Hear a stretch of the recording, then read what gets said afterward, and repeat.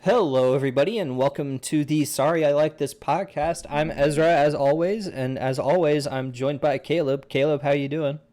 I'm doing great. Doing great, you know? Yeah. Uh yeah, twas the eve before TGS. Not quite the eve, Yes. but pretty close. Pretty close. Yeah. In It. podcast terms, it's the eve before TGS. For us, it might as well be the night before. um, yeah. We have a bit of a different show. I'm not gonna say light just yet. But a bit of a different show. We've only got a little bit of news to talk about today, and then Caleb has finished Yuito's narrative, so in Scarlet Nexus. So we'll be talking about that, and then I have a uh, a contest of sorts for later in the show, and that will be something uh, that will reveal later. So yeah, and then as far as news goes, we got the PS5 Pro got revealed. We'll be talking about Mm. that. We had the crazy Annapurna mass resignations that occurred, where basically everybody left. We'll be talking about that. But to start us off, Caleb, I think you're actually more informed on this than I am at this point. Can you talk to us about uh, an interview that our favorite game director Tetsuya Nomura gave to, I think it was to Famitsu. I could be wrong about that, but it It was. was to Young Jump. Oh, okay. Yeah, that's right. Um and Young Jump was having like anniversary type thing where they were having a bunch of video game creators interviewing um them for the magazine issue that was celebrating their anniversary. Well, one of those creators was Tetsuya Nomura, and I mean, he talked about main reason he was there was for Final Fantasy VII Rebirth and Remake. But it looks like he took some time to give us a few little crumbs, just a little crumbs of Kingdom Hearts 4 news and Missing Link. At long last, we Yeah. finally almost 2 years got Kingdom Hearts. Well, not almost 2 years, more than 2 years got some Kingdom Hearts 4 news. Um, Basically, to to to to summarize though the interview, it's the end of the world as we know it. I'm calling the alarms. It's sadly upon us. It's inevitable, but it's inevitable, but um it had to happen. It's got to happen at one point. And one of the biggest things of the takeaway in this article that Nomura talks about is he talks about basically in one of the last questions he's asked, um,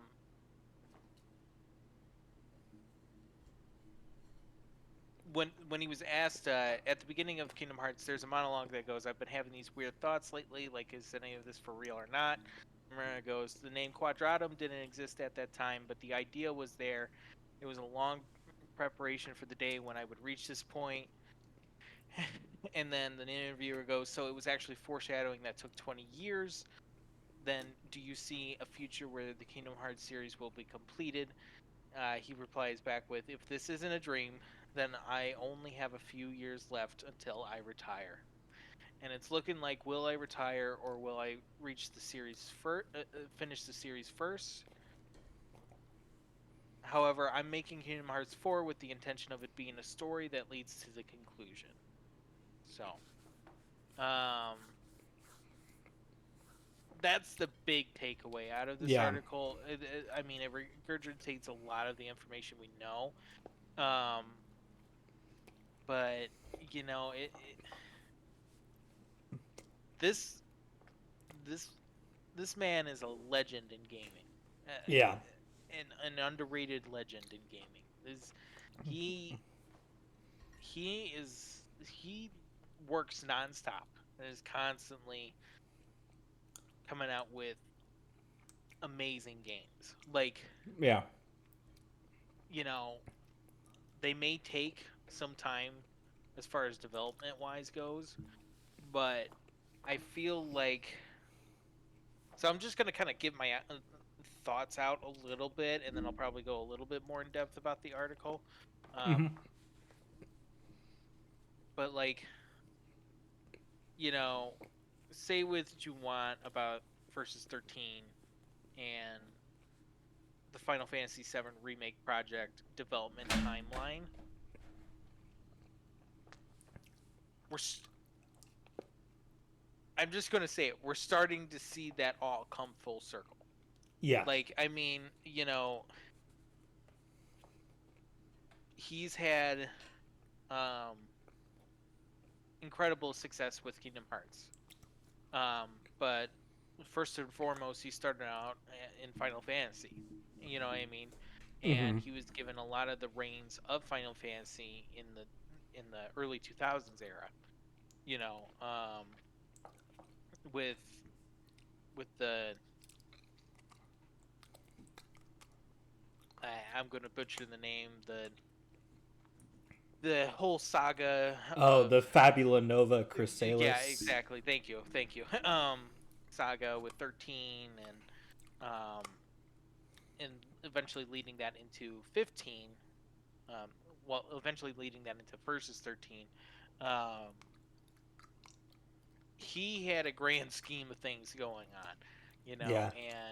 um and then he also, there was always talk ever since the beginning of the PS3 era that there was going to be a Final Fantasy VII remake, right?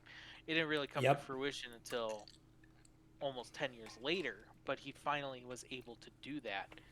Um, I mean, it took way more than 10 years later, but it didn't really get into motion until 10 years later. Yeah. Um, so, I mean, he's halfway through his this remake project, actually a little more than halfway through this remake project. Um, you know, so I mean, he's getting to do what he wanted to do. He's getting to tell a little bit of, he's revisiting this versus 13 world that was, well, I'm just gonna say it, taken from him. um, it, I mean, but that was because of production Yeah. uh, conflicts, and these things happen. But it's just like, we're getting a little bit. I know he's not doing a full versus 13. At least that's what he says. So I'm gonna take it at what he says at face value. We're not going to get a full versus 13 kind of remake type of thing with Kingdom Hearts 4, but it is, without a doubt, there's going to be something versus 13 related with Kingdom Hearts 4. It's just Yes. been set in stone at this point. Um, so like,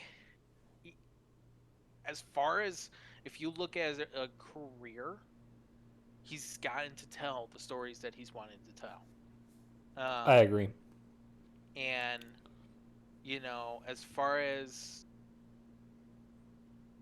and I'll ask you, I'll get into your opinion on a second, um, Ezra, as far as this goes, is what your takeaways from it. But I mean, as far as what he says from a few years, let's not forget that Tetsuya Nomura said we're not going to get Kingdom Hearts news for a year, and proceeded to give us Kingdom Hearts news like 6 months later, and then we got a 2-year drought.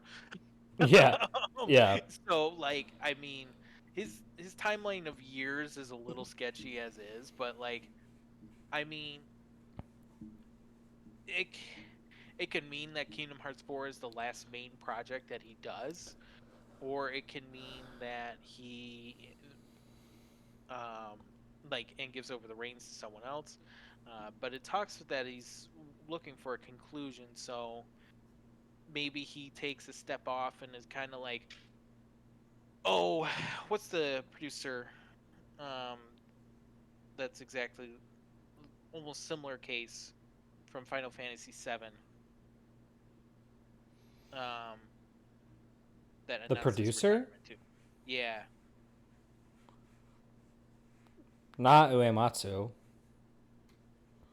even though he like 7 remake is kind of his last Final Fantasy. Um,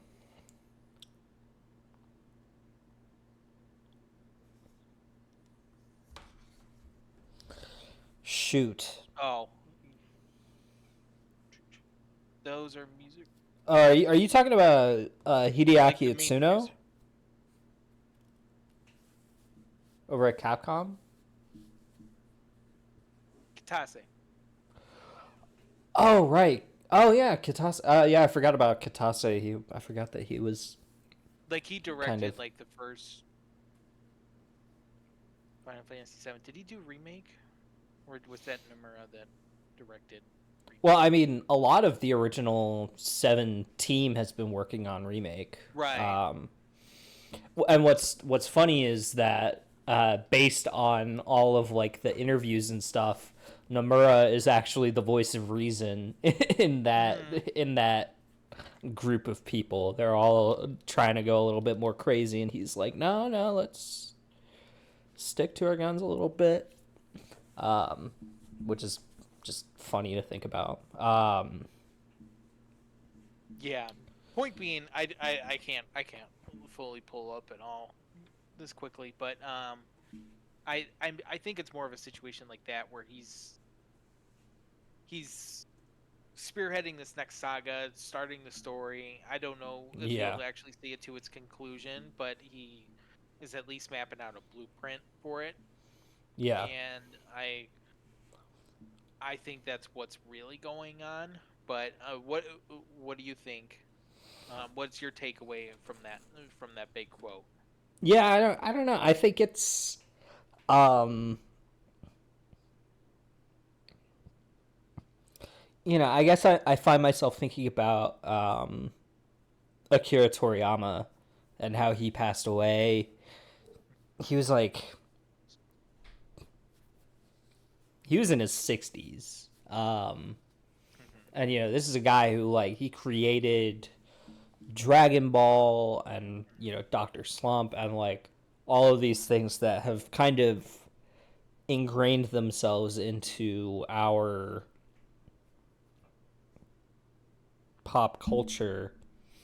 And he died, and a lot of people are like, yeah, that's what happens when you work yourself into the ground. um and so I guess like for me, I'm sort of like relieved to hear that Nomura is kind of beginning that process of like winding down uh and yeah, just like starting to really consider like, okay, I want to settle down, and maybe I do have an end in sight. And like, will I be sad if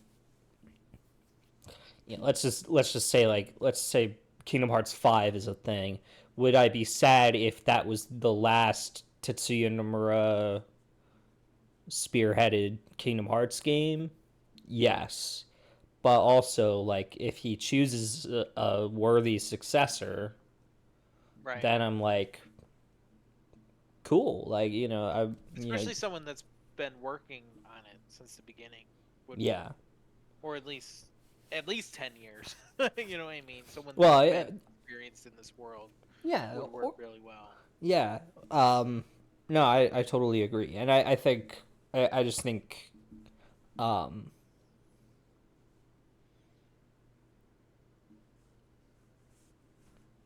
and if Nomura was like, yeah, I think I think I'm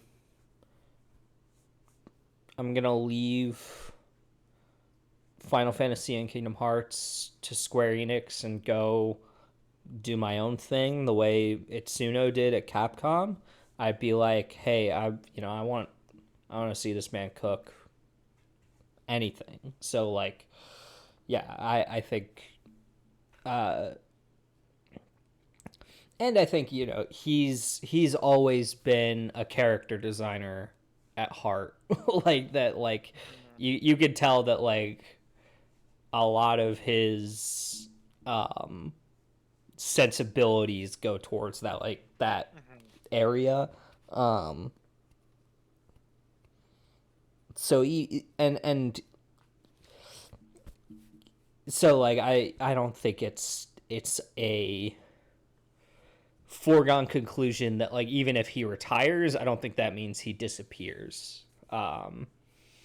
And so I think like, and generally speaking, like if somebody is reaching the point where like they want to retire, then I'm like, yeah, go for it. like you, Mhm. everyone works too much and too long. So Absolutely. like Yeah. I totally think that that's like if he feels like it's getting to that point, then like absolutely. Yeah. I think the main thing that I've been thinking about is with the new saga starting up, right? Yeah. I get into this is the thoughts that I've been having since this article has came out. It was like, well, you almost, aside from your versus 13 um, teases, you really do wrap up at the end of Kingdom Hearts 3. Yeah, I mean, You know what I mean? Like, Sora uh Thanosing out of existence is maybe not right. super satisfying, but you're right, like that uh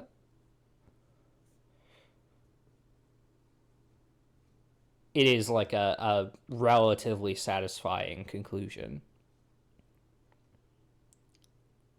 And it makes me wonder, and I know a lot of people are kind of reacting to this quote in the same way of like maybe what we got at that Kingdom Hearts concert about the series getting a shift during the production of Kingdom Hearts 4 Yeah. was Nomura changing the direction to its conclusion, because I feel like maybe things were taking a little bit longer to develop at that time, and Nomura was kind of like, okay, let's put into perspective. If I do another saga, it takes at least 10 to 15 years to probably come to fruition on that.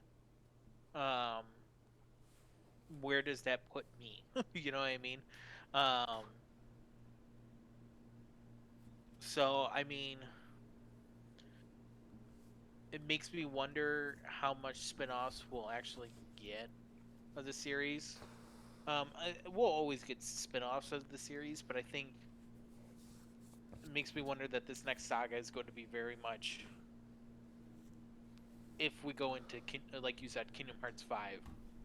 I think they're going to be back to back, type of thing.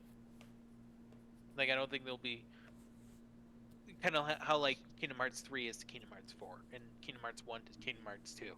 Like they just kind of come out. Maybe there's like one or two side projects in between, but that's it. Yeah. Um, like I don't think it's going to be like a fully expanded out saga that was the last one, um, type of thing. But um,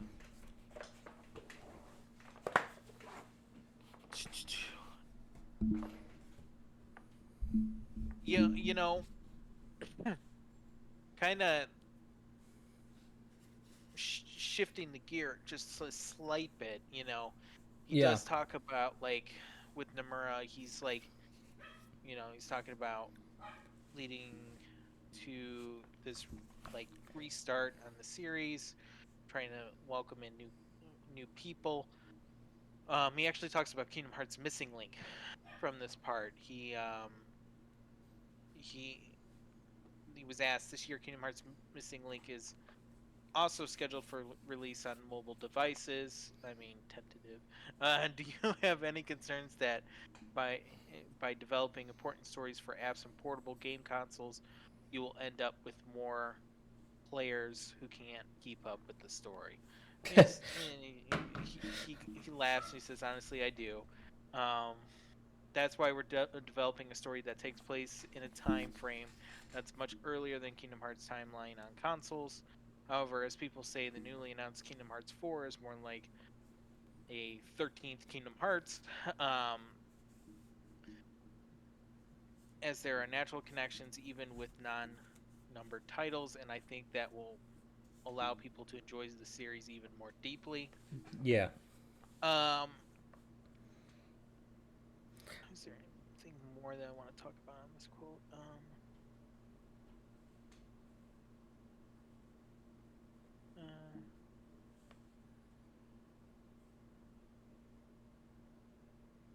Oh, he goes, for example, as a new experiment, we have had staff who have not been involved in the Kingdom Hearts series before participate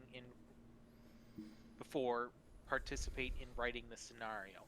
So he's kind of he says he's still editing it, but he's letting new writers kind of take out Missing Link. So kind of just new bringing in new people so that maybe he can transition is basically what I really gather what he's trying to do. Yeah. Um, but I will say, like, uh, I find it funny that like still talking about Missing Link coming out this year. I like how the interviewer made to specify that, even though he doesn't Hmm. confirm it. It's like, what do you do in that situation? But I mean, it's still going to be ongoing as far as whether or not we get it this year. Yeah. As a joke type of thing. Um, You know I what's do think. crazy about that? Go ahead. We were supposed to get an open beta in 2022. Yeah, We didn't. We we got one didn't. in Yeah, 2023. And then and now like and then they like did this whole like trailer and they were like, "Oh, we're doing these open betas and all that stuff." And now we're like, the radio silence is back. It's kind of funny. exactly. No, it's true. I mean, the easy answer is they're probably waiting till TGS next week. But like, I think this is interesting the way the interviewer phrases his question. He says, in that question, he says, "Do you have any concerns that by developing its important stories for apps and portable game consoles, you will end up with more players who can't keep up with the story?" Not that an interviewer is in the know, but if you remember my tinfoil hat theory from a few weeks ago, I still believe, and as this time keeps going, keeps ticking, I still believe Missing Link is a Switch title. Oh But yeah, you said that. Wait, did you say it was a Switch title or a Switch 2 title? I said Switch 2 title probably the most likely, Okay. but I mean, it still could be a Switch, like a normal Switch title in my eyes. Um, if they can make it work on iOS and Android, I mean, it doesn't have to be the best visually looking Kingdom Hearts game. Then I think I think they'll put it on Switch. I'm not.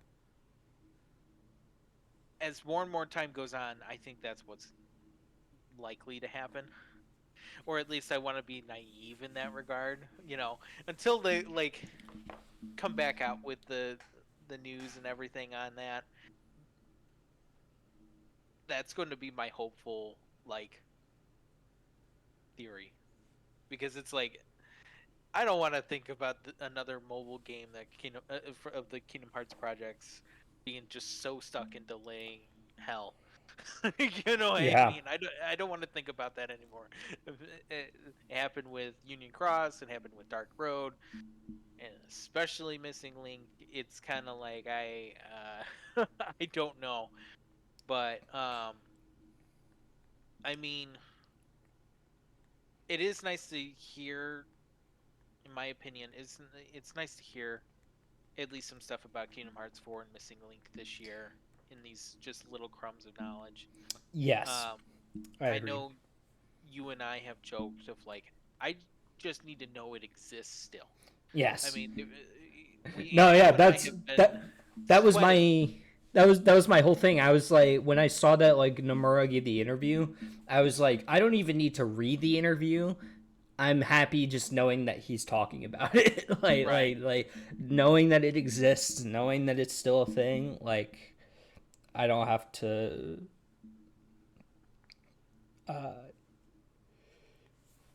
yeah, just like I don't have to worry anymore. Hmm. Cuz like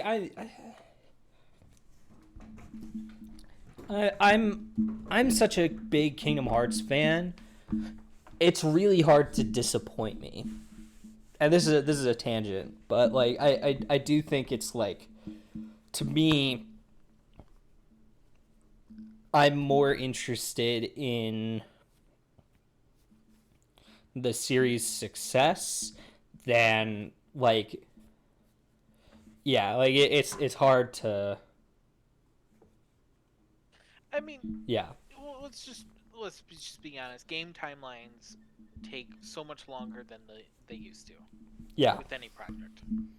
Um, and it's just a fact now. I mean, I don't think any development team is innocent of it. I don't. Unless you're Insomniac. um, but I mean, even then, we're still getting a little bit of year break from them. But I mean, these games take like at least 5 years to make. It used to be like a 3 to 5 year timeline. Now it's kind of moved on to a 5 to 7 year timeline yeah, for a lot of things. I mean but that puts Kingdom Hearts 4 right in that timeline. yeah, Sadly, it, it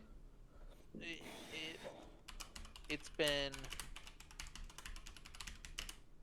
5 years this year, 6 next year, and then 7 in 2026. I think a lot of people are pinpointing 2026 as when it comes out. I'm still of the belief that it's possible for Kingdom Hearts to come out in 2025. I don't believe in leakers. um, no matter how much credit they got. um, but yeah. I feel I like the whole Midori thing sort of, yeah, everybody was like, okay, let's stop putting all of our eggs in this eggs in that basket. basket Yeah. exactly. So I mean, TGS could turn the tide. You know, Yeah. this could be the start of the 2025 train for all we know. But I'm not. Let me establish this right now, because if you were a first time listener on this podcast, you would know that last year I was so sure that it was happening next year. Despite the fact that Square Enix announced their TGS lineup, I was still so sure it was going to happen. This is not that case this year. Yeah. I've been I've been I've been burned too much to have that much faith right now. Um, and as far as in terms of this interview, does that like give us the crumb that we need to start speculating on a new trailer is on the horizon? Mm, Maybe. I mean, this trailer doesn't. I mean, this interview doesn't like shed light on any new information. I mean, that would have came out after the trailer, right? So, I mean,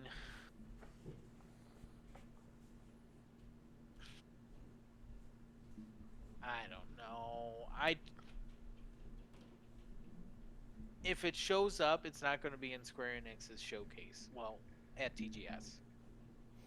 yeah, probably I think not. if it does, it shows up at PlayStation. Um, but probably more on that topic later. But as far as PlayStation goes, but I I think if anything, our best odds is the Game Awards as far as for 2024. But our real best odds is Summer Games Fest timeline next year. Yeah. We still got No, another I year agree. ahead of us, sadly. But any more? Any more Um, comments on the interview? There's a little bit more stuff, but that I didn't cover. But at least that's what I thought was like the two main takeaways of the yeah, interview. well, and the interview itself is not very like there's not he doesn't like spill the juicy details about Kingdom Hearts 4 No, or anything like that. So there's just not a lot there. a lot Um, of it is restating a lot of what he said 2 years ago when the original trailer came out. yeah, So and fair enough as far as I'm concerned. right. I, I, I think I'm in the position where like realistically, I'm probably going to watch the next trailer just out of like curiosity, and then I'm gonna like black out on Kingdom Hearts 4 until it comes out. Like realistically, like I think like Kingdom Hearts 3, like it didn't disappoint me, but like I went in expecting something very different from what we got, and I think that was not like positive. Mhm. So like yeah, I think I just want to like go in and be surprised. Like if if I had not known going in that Sora was gonna fight Aqua in Kingdom Hearts 3, spoilers I guess. Um like like I would have been like, "Oh, that's awesome." Mhm. But knowing that it happened, I felt like a little robbed. Like, "Oh, I wanted Riku to fight her." You Um know, so yeah. it, you bring up a very good point. Um, I mean,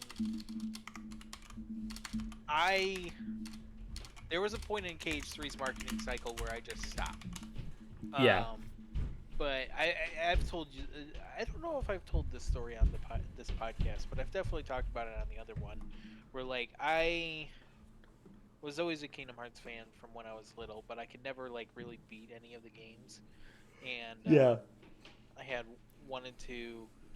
Um, but I never really played any other game outside of that. And then in the lead up to Kingdom Hearts 3, um, I was watching the marketing for it, and it sold me to definitely go back. Like it was like interesting story here. Like I had my first job, and on my first paycheck, I went and got the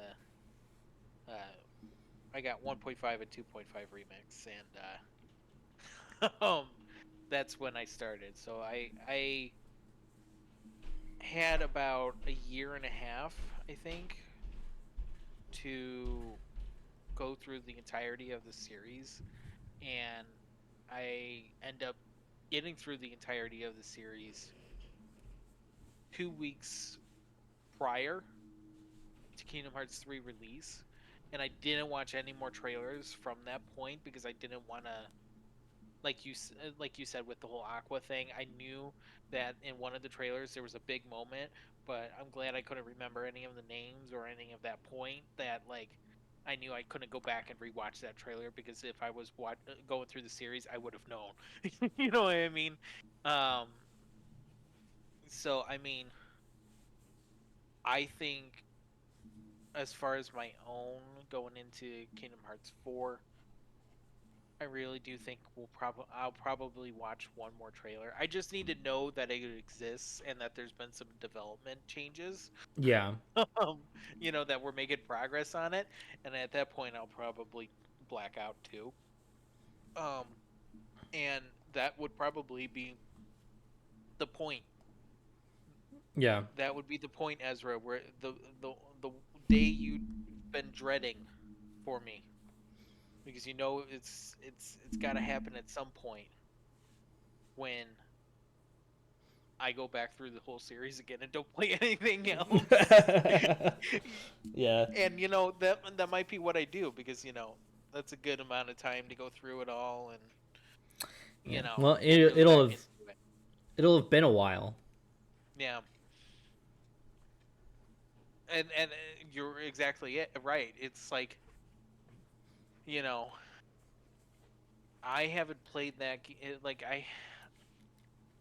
I've picked it up every now and again just to like get a fix on it. Like to just like Yeah. I just want to play it just casually. Yeah. But I don't think I've even done any kind of like speed run or an actual playthrough in close to 2 years now. So Yeah, and I've been now playing that a I lot of think about other it. games, but there's been a lot of great games to feed me through that time. I mean, I've talked on this podcast before. I was fed really well last year Yes. as far as my game. So, and this year's a backlog year, and I'm having a great year for that. So, yeah, Yeah. I mean, that kind of summarizes kind of my feelings towards it. I'm very much along the lines. I agree with you on probably blacking out after that point, because I don't want to get too in depth Yeah. on Well, the yeah. trailers. It's just, it's too easy to like, yeah, watch trailers over and over and over again and like just be too invested. But yeah, I mean, I say that and then I watched the Sonic Movie 3 trailer 5 times. And I say that watching the Kingdom Hearts 4 trailer before you got on Discord today. That's funny. So Okay, yeah. Let's move on. I have a feeling we will talk less at length about these next two. Um, last time I joked that, I wasn't really interested in buying a PS5 Pro, and that was true. I was being totally honest when I said that.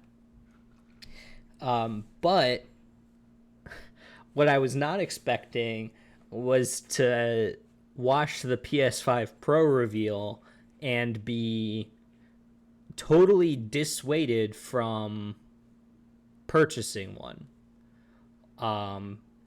yeah, So, I think it was just a few days after the podcast, actually, we got the news that PlayStation was having their like presentation hosted by Mark Cerny. I like Mark Cerny. Caleb, I don't know if you have any feelings about him. Like, yeah. Anyways, but like, and then Mark Cerny is talking and he's like, yeah, we've made some cool stuff. The technology is really cool with the SSD and all that stuff. And I was like, yeah, cool. And then, they start talking about the PS5 Pro and what it's going to look like. And he says, like, yeah, we made a big GPU. We made we sort of made advancements on the SSD, and he's talking about all these upgrades, and I'm like, okay. And they're talking about how like fidelity mode and performance mode are going to be non-existent theoretically on the PS5 Pro. So like a big example has been like Final Fantasy VII Rebirth in performance mode has been looked at, and people are like, yeah, this is actually an upgrade. So, at the end, they do like this sizzle reel of all of these games supposedly running on the PS5 Pro. It's got, the classic music and stuff. and then they revealed the price of 700 or 699 US dollars or $700. Um, and I was like, and I saw that, and I said, "Oh, that's an L." Uh, Caleb, what was your reaction? I funny enough, got off work that day.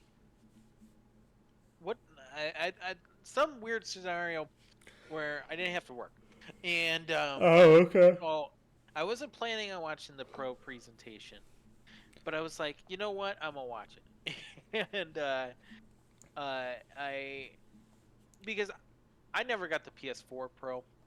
Just being honest, like just being out there, like to Yeah, me, I think the Pro, like the way I see pros, they're very much like the prototype to the next console, and that's fine. Um, I kind of like that idea of a pro. Or if you haven't gotten if you didn't get this current console generation, I'm kind of like, maybe you should go for the better version of that console, especially during yeah, the PS4 era. Um, but for me, it wasn't so necessary of an upgrade for me. As far as sure, that yeah, goes, except for maybe frame rate and loading times, as far as the PS4 era was. But I mean, it wasn't too much of a difference. I don't feel like I missed anything with the PS4 era. Um, the so I wasn't planning on getting the PS5 Pro by any stretch of the means, but yeah, watching this showcase, um, they only talk about the three main things: how they're updating their ray tracing, which is great. They're, like you said, the performance, um, getting rid of performance and fidelity, which I am 100% for. yeah, Um, get that option out of here. Like I yeah, don't put that choice in my hands, because I feel like I'm sliding myself in one way or the other. yeah, That's never a good feeling as far as a gamer goes. Like me as a gamer. So like, great, get rid of that. Love the idea. Um, and the third thing was enhancements in AI. I think that's what it was, oh, which yeah, is their like AI upscaling pixelate. stuff. Yeah, yeah, yeah.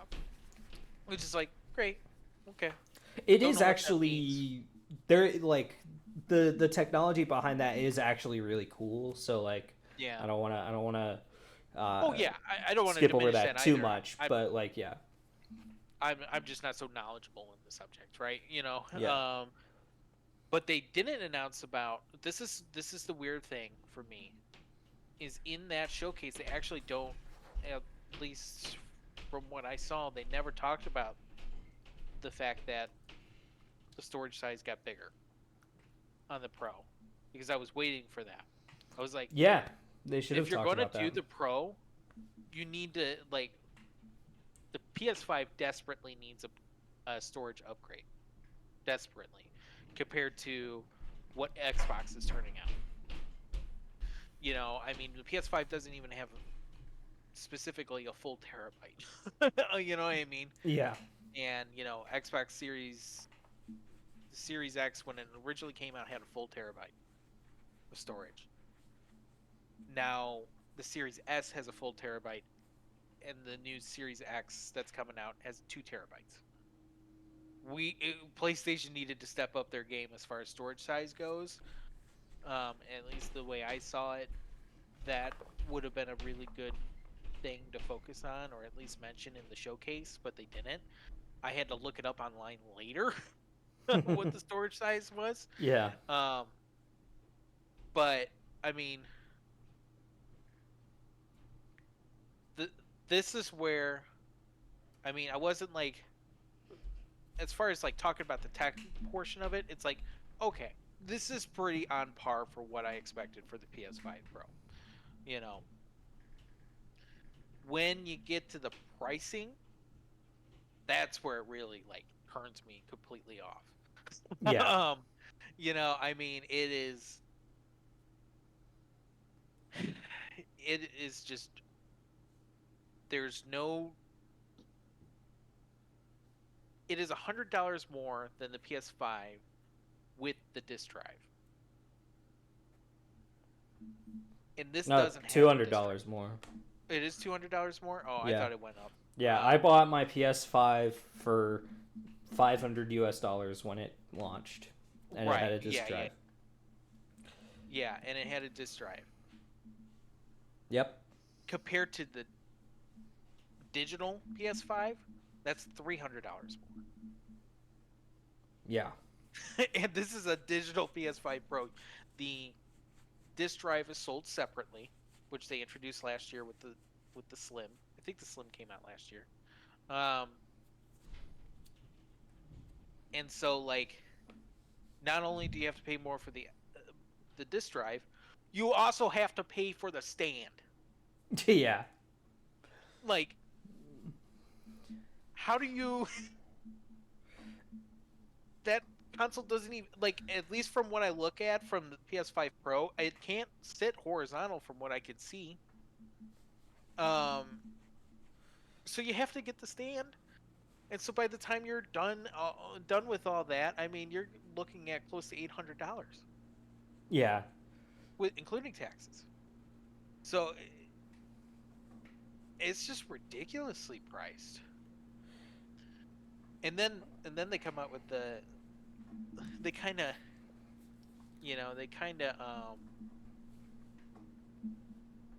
start to, what's the word I'm trying to look for, they kind of start to do some damage control and then come out with like the limited edition 30th anniversary console. Oh yeah. Which I'm not gonna lie, looks pretty cool. Yeah, those actually look really cool. I'm not gonna hold you. I do think that looks pretty sick. Absolutely. like if I didn't feel so horrible about the pricing of the PS5 Pro, I'd be all over that stuff. Absolutely. Yeah. I mean, and I think they're actually selling the controller separately, Yeah, I might which buy the controller. I might get the controller too. I don't know. Keep going back and forth. Um, but I also thought I heard, and I could be wrong on this, but I think the price of the controller is going up too. Yeah, is it? I'm gonna double check real quick.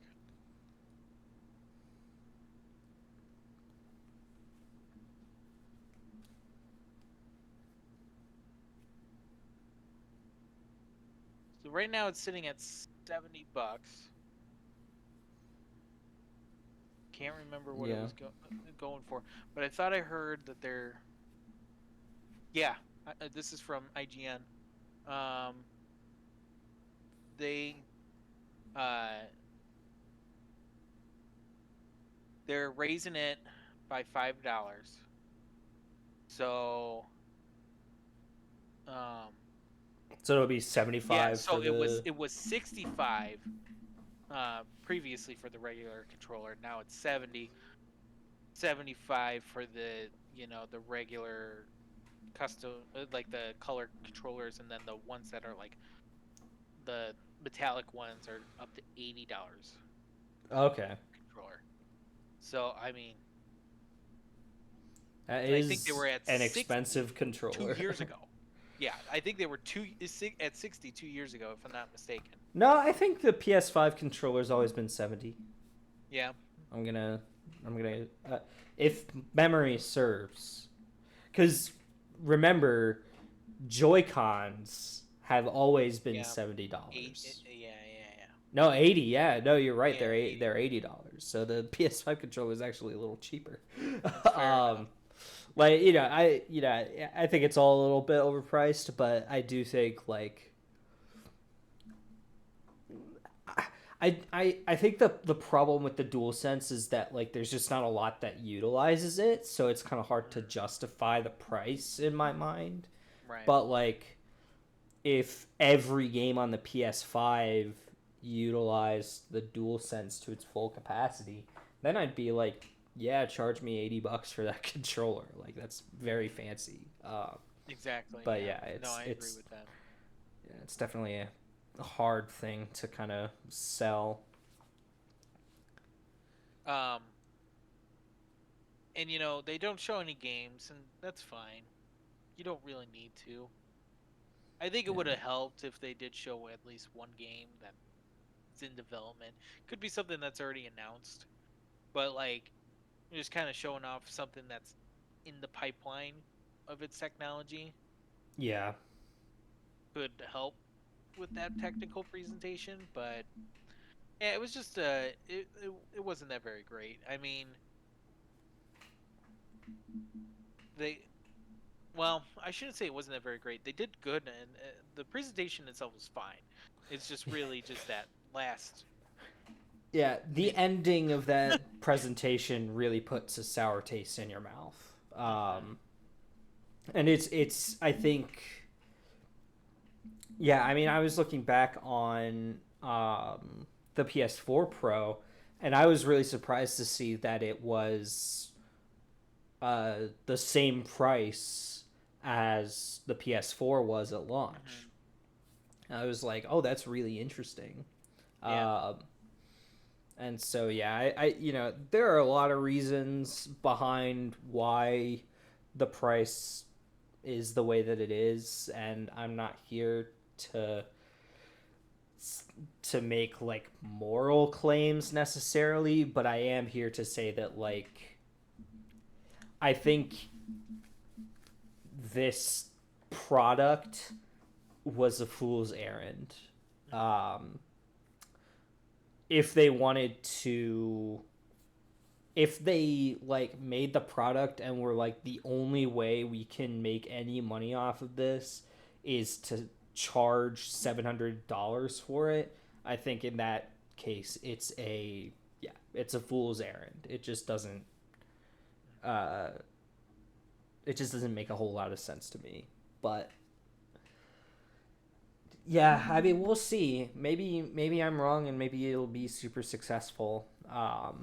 Who knows? Maybe this week turns the tide on it. You Maybe. know, Yeah. maybe we actually do get a showcase or a state of play this week. Um, Yeah. to really show off the PS5 Pro. I mean, we're gonna get something from Sony this week at TGS, but I mean that's at TGS. That's not like guaranteeing something that's released to the public type of situation. So Yeah. hopefully it gets pretty good reception this week as far as it being tested out with actual consumers. But I don't know. What do you think? Any? Hmm. I don't know. I don't really have.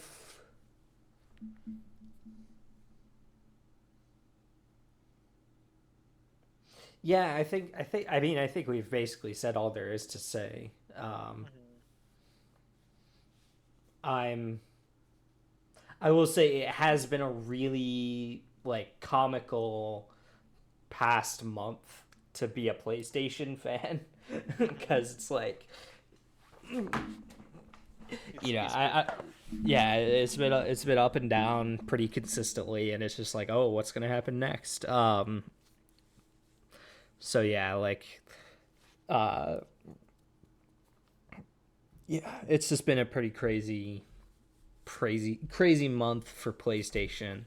Um Not that Xbox has had a great year, but I don't think I've seen a publisher have so much like whiplash.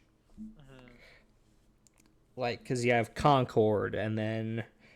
uh Concord and then Astrobot and then PS5 Pro reveal and then the PS5 30th anniversary reveal and then more Concord news and it's just like it just keeps going. So, Well, it's like yeah. it's crazy. Like I feel bad for Astrobot and its numbers because whatever numbers they pull is just damage control for Concord's financial disaster. I Yes. mean, I mean, 400 $400 million. And 400 million. and they refunded everyone who bought it. So they just lost all of that money. Yeah, exactly. They didn't earn a penny from it. Like that's like there have been bigger disasters for sure. Like I'm thinking about like when the Saturn got released. Um and that was like beginning of the end for Sega in the console business, right? Um Right. the Wii U, right? Like Mm-hmm. unmitigated Yep. disaster. You know, the only thing it has going for it is actually a pretty solid library, but other than that, right, like the Right. numbers tell the whole story. Um it has been a really long time since something of that caliber has happened in the Yeah. games industry. Like it's been you know, there have been a lot of like crash and burns, right? You know, Mm-hmm. Anthem comes to mind. Yeah. Yeah. You know, like to a lesser extent, maybe Suicide Squad killed the Justice League, right? Like, um, but like, yeah, again, $400 million, Mm-hmm. and they just lost all of it. They didn't make a single dollar back. Is absolutely insane. Um, and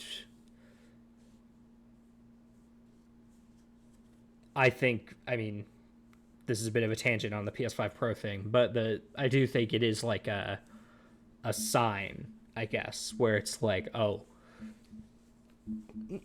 like this might be a cautionary tale. Mm-hmm. And in that sense, maybe Concord ends up being a net positive for the consumer because it's like, oh, maybe uh, they don't make as many like live service uh, predatory uh, predatorially monetized games as they were for basically like the back half of the 2010s. Um, yeah, it's yeah, $400 million. I can't get that number out of my head. It's crazy. It's just, I mean, that's Avengers level Well, budget right there. it's I know gaming is different, but it's just like to put into context as yeah. far as film industry goes. Well, like yeah, like I keep thinking about how like the original Destiny, like Destiny 1 had like a $500 million budget, and everybody was like, "Oh yeah, like a really large part of that is marketing." And I was like, "That makes sense because if you put a lot into marketing, you're you can like I've always believed you can kind of brute force market something into success, right? Like Hmm. you can kind of like uh you can market something so heavily that even though it might not be the most like critical darling or it might not be a known quantity, like you can just kind of force it to be successful. um Concord,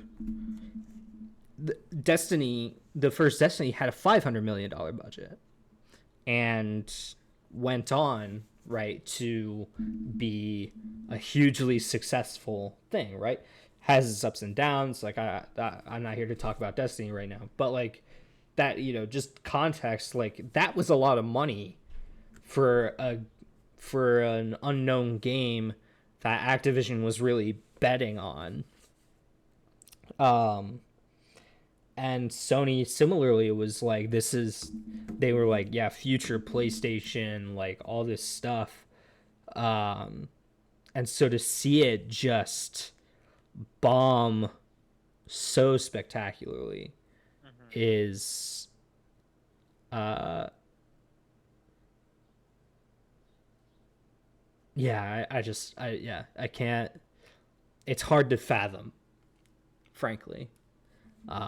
Which is why it's so funny, right? Like why it's so like comical, because then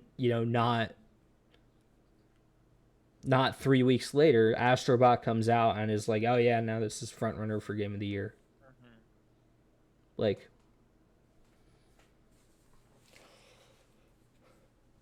just wild times, wild times. It is very wild times. Um, okay, let's move on. To I don't know if there's like a whole lot to talk about this because there hasn't been a lot of like reporting about like the exact circumstances, but Annapurna, if you haven't heard of them, they're equated often to like A24 in the games space. So they pick up a lot of like indie games and Hmm. maybe like single A games if you wanted to coin that term. Right. And most famously, I would say probably their most famous game was Cats, or no, not Cats, Stray. Right. Sorry, Cats is the musical. Um, Oh, that would be interesting. Anyways, go that would ahead. be interesting. Yeah, let's not dwell on that too much. I so Stray. They're very famous for Stray. Um, that's probably like their biggest success. What they're most known for. Um, but chances are you've seen their logo pop up in a presentation of some kind. Um, they had a mass resignation occur where literally every employee except like the CEO walked out and said like we're quitting. Um, so yeah, Caleb, I don't know if you Wild. want, yeah, crazy stuff. Caleb, I don't know if you had stuff to add to that because I'm either failing to remember or like this was kind of all there really was to it. I don't really know much more other than what you just said. Yeah, Um, but to me, I mean, this is a big thing for coincidentally the movie industry too. Which is I'll get to that in a second. But like Annapurna and A24 are both they they both have uh subs like these were spin-offs of their companies. Like they are more of an indie company in the film industry and yeah, have brought out some amazing films, Oscar-worthy films. And as a matter of fact, some of them have actually won Oscars for those films. yeah, And they there was like a big push for um, a lot of these, a lot of these, both A24 and Annapurna both pushed into the gaming industry to produce the way they the way they envision it, that type of quality, but for video games. These smaller titles, these quality smaller titles that are, you know, meant to bring up that charm of what their company is. And yeah, I mean, this is going to have a ripple effect for even A24. I mean, in hindsight, A24 could poach them all. You know what I mean? yeah, But like at the same time, like what impact does this have on this certain aspect of the video game industry? Like, does this like are more spin-off companies not going to want to go into the game industry because of it? Like, what is the I think the big question is what caused this? right? And maybe months from now we get that reason. Like, what is the specific root cause as to this mass walkout, right? Yeah. And And that's the like that's the real unknown, right? Like yeah, we don't know a lot about like what went on behind the scenes to start this. Um and so yeah, it's really hard to make a make a guess as to like okay, what is happening, what is yeah, what's the thing. And yeah, it's genuinely like um I guess like to me, as long as the people who quit land on their feet and the deals that have been made end up being honored, then like I don't really have a problem either way. um mm-hmm. but yeah, uh it is curious. It is like it kind of was random, right? Like it just kind of Mm-hmm. happened one Super day. random. Yeah. um so yeah, best of luck to Annapurna, I guess. Do you have any final thoughts, Caleb? Um, Not really. I'm just more like interested to see what the ripple effects. I want to see Yeah, I want to see the root cause. We know a little bit of the effect, but I want to know all the effects from it too. Like this is definitely like a developing story, I think. yeah, yeah, for sure, for sure. um Yeah, well, I guess we can close the book on the news for now.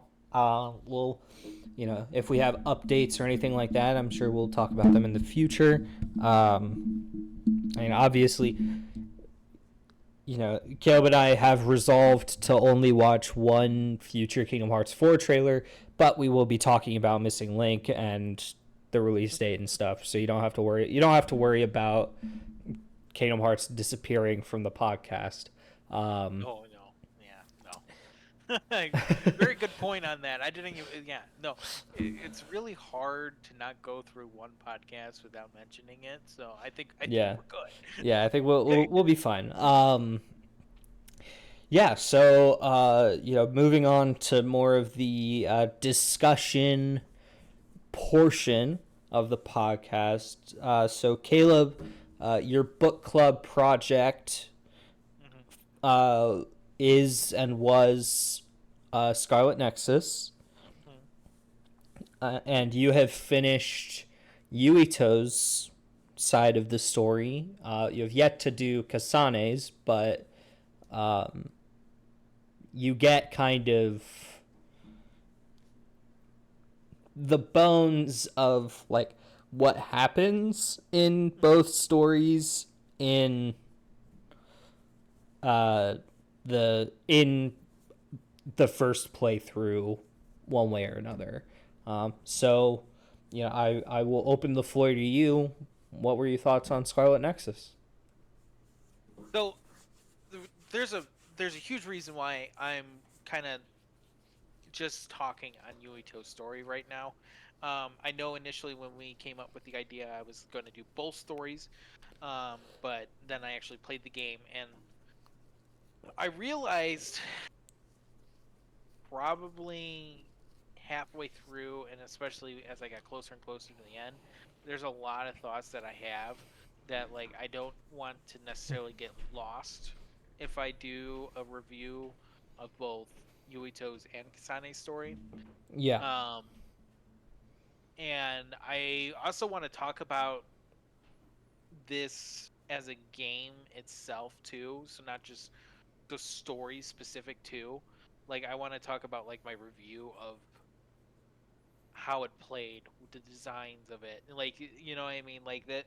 There's stuff that I felt that warranted maybe doing this as a two-part thing.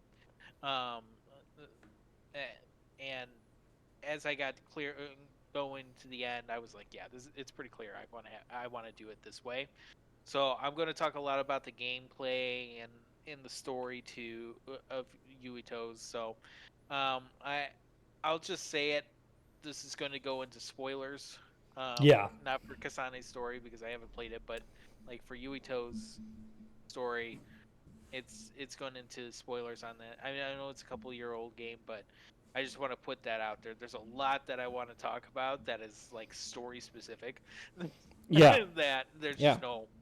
there's just no going around it, you know? So I mean, as a game, I really enjoyed the combat. The combat felt great. Um the power set, I love how a lot of the power sets evolved throughout the game. Um Especially if you're doing like all the Bond episodes and all that stuff. It allows you to do more and have more fun with the combat. I love um, its evolution. Um, Within that, it felt really fluid. Um, so I do really love that aspect of the game. It is actually probably my, as far as gameplay, that is probably my favorite aspect of it. Yeah. It's just the combat. um, it very much reminds me of, not in the same way, but how my satisfaction was with Final Fantasy 16's combat, where it just felt like it's like for the game that it presented itself, it was really well done, really well executed. Um, as far as character design, the I should say enemy design. The enemy designs were very unique, um, which allowed for unique combat scenarios, like the like even just like in your normal encounters. There we go. That's the term that was like even in your normal encounters, there was a lot of adapting involved that I really liked, but yet still like not going too far out of it didn't feel too gimmicky, right? I mean, there's gimmicks Yeah. in the game, but it didn't feel too gimmicky in that regard of like, oh, we're really switching this up. Um the boss fights were, I thought the boss fights when there was one was really great. It was kind of weird Yeah. at times where there wasn't a boss fight and it felt like, I'll just say for example, when you're in Tugetsu and this is chapter 10, right? Sorry, phase 10, and you're just running and you don't actually face the boss. That felt really weird to me. Oh Like I was yeah. like, Yeah, I forgot about that. you just straight up run and then that's done. It's You don't get any fight. It's just it was weird. Okay, that's what I'm more talking about. Of like, the boss fights are great when you actually get to fight the boss. There's just times where you might go with a phase where you don't have a boss, and that's fine. And then you go with a phase, and then you have a phase that there's multiple bosses. you know, it's Yeah. Well, and it's just there are like weird moments to where they try to do uh I do think like a one criticism I had of the game is like the boss fights are kind of like weirdly placed sometimes, mhm, where it's like, oh, I wasn't expecting a boss fight here, but I guess we had to end the chapter with something, right? Like right, that's kind of how it felt. But yeah, generally the no, boss fights are pretty good in that 100%. game though. yeah. When you're actually fighting them, they they're great. I mean, they all have their own kind of unique twist to them, that allows, like, it's not like I didn't find myself bored with any boss fight. Like, I felt like they were constantly evolving with the with the difficulty. Like, it was very well, as far as difficulty wise, very well paced with what you should be evolving at. Like, if you're doing the skill trees, if you're doing all that stuff, it's pretty on par, right? Yeah. The encounters at the end, though, just get ridiculous. I was finding the encounters starting to become more difficult than the boss fights. Like, I was just like, oh my god, there's so much around me that I can't, like, I have to start pulling out, like, my, you know, I've brain, I forget what it's called, but basically my rage mode. Yeah. Which I Oh yeah, the usually like like to brain see. Yeah, it's like, it's not drive. brain. That's the Oh yeah, that's that's like your the. power up, but it's not like the. Oh Is that man, like the I like can't the like remember. field thing that they create where Right. it's like yeah Yeah, they yeah. yeah But I just, there was just points where I was just like, okay, I'm just burning through my potions, and I'm just can't, I'm just getting demolished, and then, I'm like, oh my god, there's another encounter up ahead. I know it. Type of thing. yeah Like there was times where my hand was starting to feel really tired from just the encounters. Um, so I mean the game is very, it's like, obviously it's not the biggest title game. It's title out there. It's not like your AAA game. It's like, it's a smaller title. So, I give a it's very much on par with it being like a smaller title. Um, so I don't want, like, my criticisms to kind of sound too harsh on it, when especially I'm talking about, um, like, its pacing with the encounters to boss fight ratio, right? Um, it's fine. I don't want it to sound like I'm, like, complaining about that. I think the main issue I have with this game is its pacing. Um, sure and I do and I don't. And I'll explain why I like the pacing in a minute, but there's also aspects of the pacing that I don't like. And one of the big things is that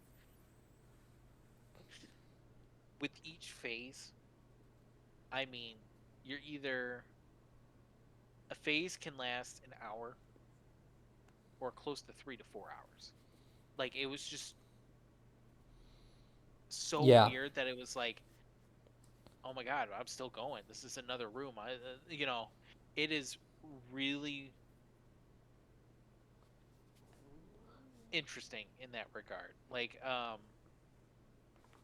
I didn't necessarily, not that a game has to uphold a certain pacing limit, because you definitely, it comes with its own storytelling restrictions in that regard. But, like, I guess I have a more of a gripe with its level design too. Um, Whereas I say level design as in the structure of the level, not necessarily the intricate details of the level design, because, like, as far as artistically, it's beautiful. Like, a lot of those level designs are great. They look great. But as far as, like, the actual platforming aspect of just kind of, there's a lot of corridor running. A lot of corridor running, which is fine.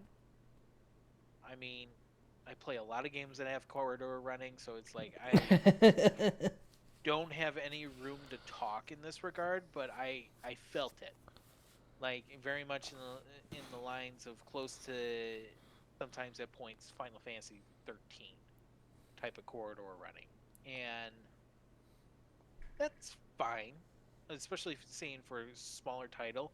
But when you have like phases that are like an hour long or 3 to 4 hours long, it's like, oh my gosh, when is this gonna like, when am I actually going to get to the end goal here? You know what I mean? Like, the scaling of it is a little weird. Um, but as far as pacing wise goes, as far as a storytelling aspect, to me, this very much felt like it could have been an anime TV series. Like each phase felt like an episode, which is great. Yeah. Yeah. Um, they have a very clear beginning, middle, and end, and in between each phase, there's a lot of like character development side stuff, and you know, it very much felt like that. Which is probably why it's taken me so long to beat the game. Like, you know, as far as like I get done with the phase, I'm like, okay, all right, that's an episode. You know what I mean? It's kind of like I very much have been feeling that in that regard of playing the game, and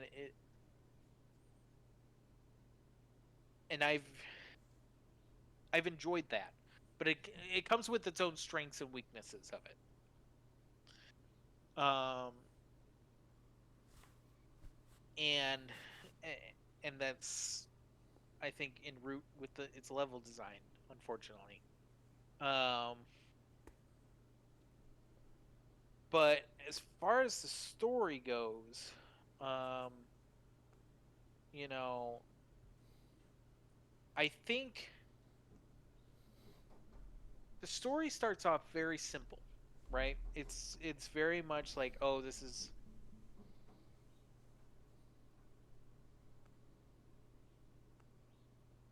for lack of a better word, it's very much starting off like a young adult novel type dystopian future type of Yeah. setup, which is great. I mean, I'm a sucker for those type of stories. I love sci-fi. I love this type of stuff. So it's like it starts off very simplistic in that way, and it helps a lot of the charm of the game.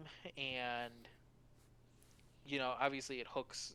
That's what hooks me into it. Um, but then you get towards, as far as pacing again, you just get dumped on at the end with so much twists and turns that Yeah. it's like, where did this come from? All of a sudden, there's a whole like there's a whole colony on the moon, and like, you know, it had no Time relation to the travel. story, and then time travel.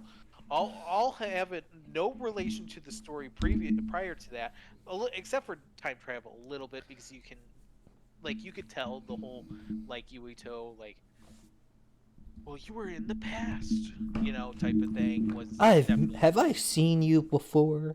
right. Total obvious that it was either going to be something along that lines.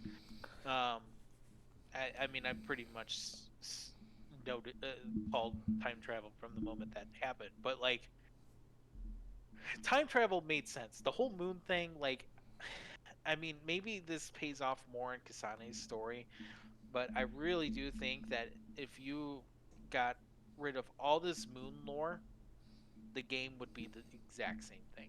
It would have the same exact result. It would have the same exact plot movements. Toketsu could have been just a warring faction.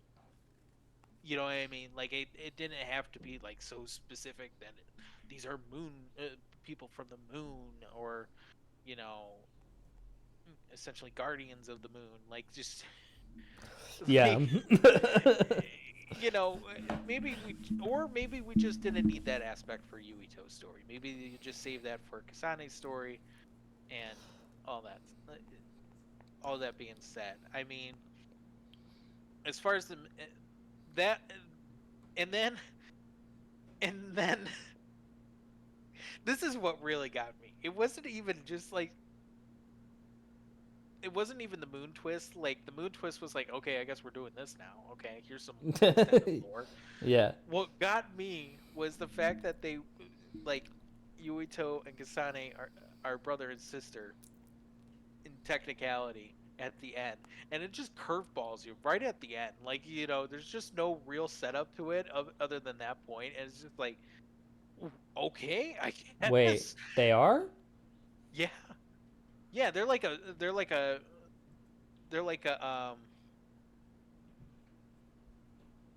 like step siblings in that regard. Oh yeah. Cause like Yuito's They mom have the same mom, yeah. was Kasane's adoptive mom. That's right. Or Right. no. Kasane's biological mother was Yuito's stepmother. Something like that. Yeah. Yeah, Um, it's yeah, it's crazy, but it's just kind of like that came out of nowhere. Like the weird Star Wars twist at the end, like I don't know. It's just kind of like things that they were just kind of like throwing at you at the end, and it was just like I feel like we could have set this up a little bit more in the beginning.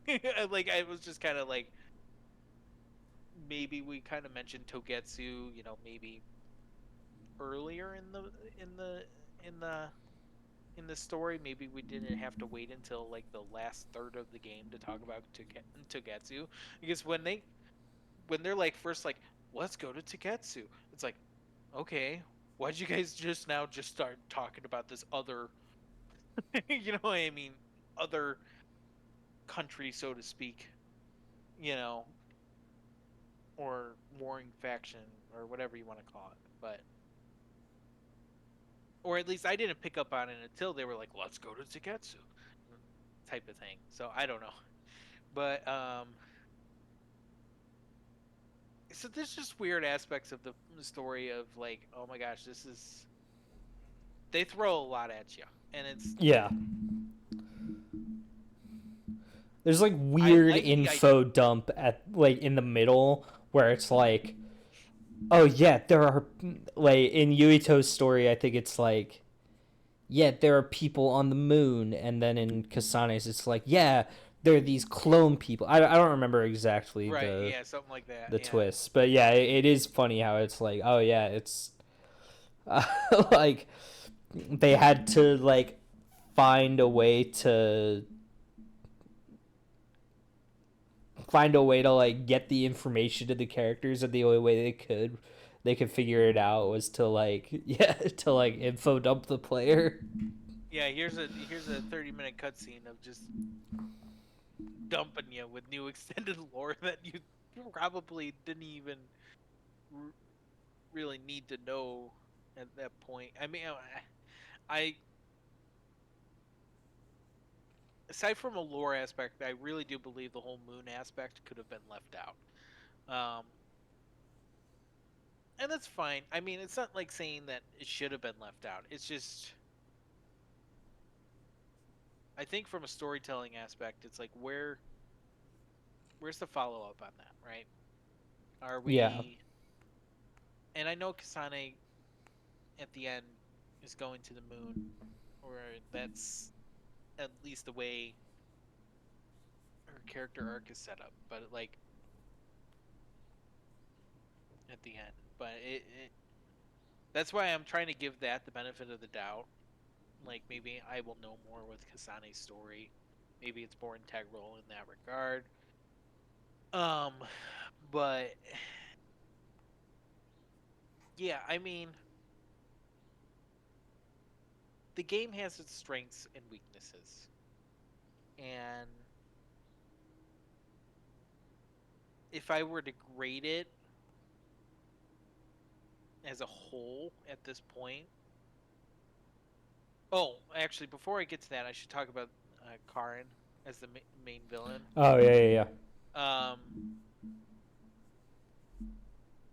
kind of saw that from the moment he was introduced, but Yeah. Sure. Uh, you know,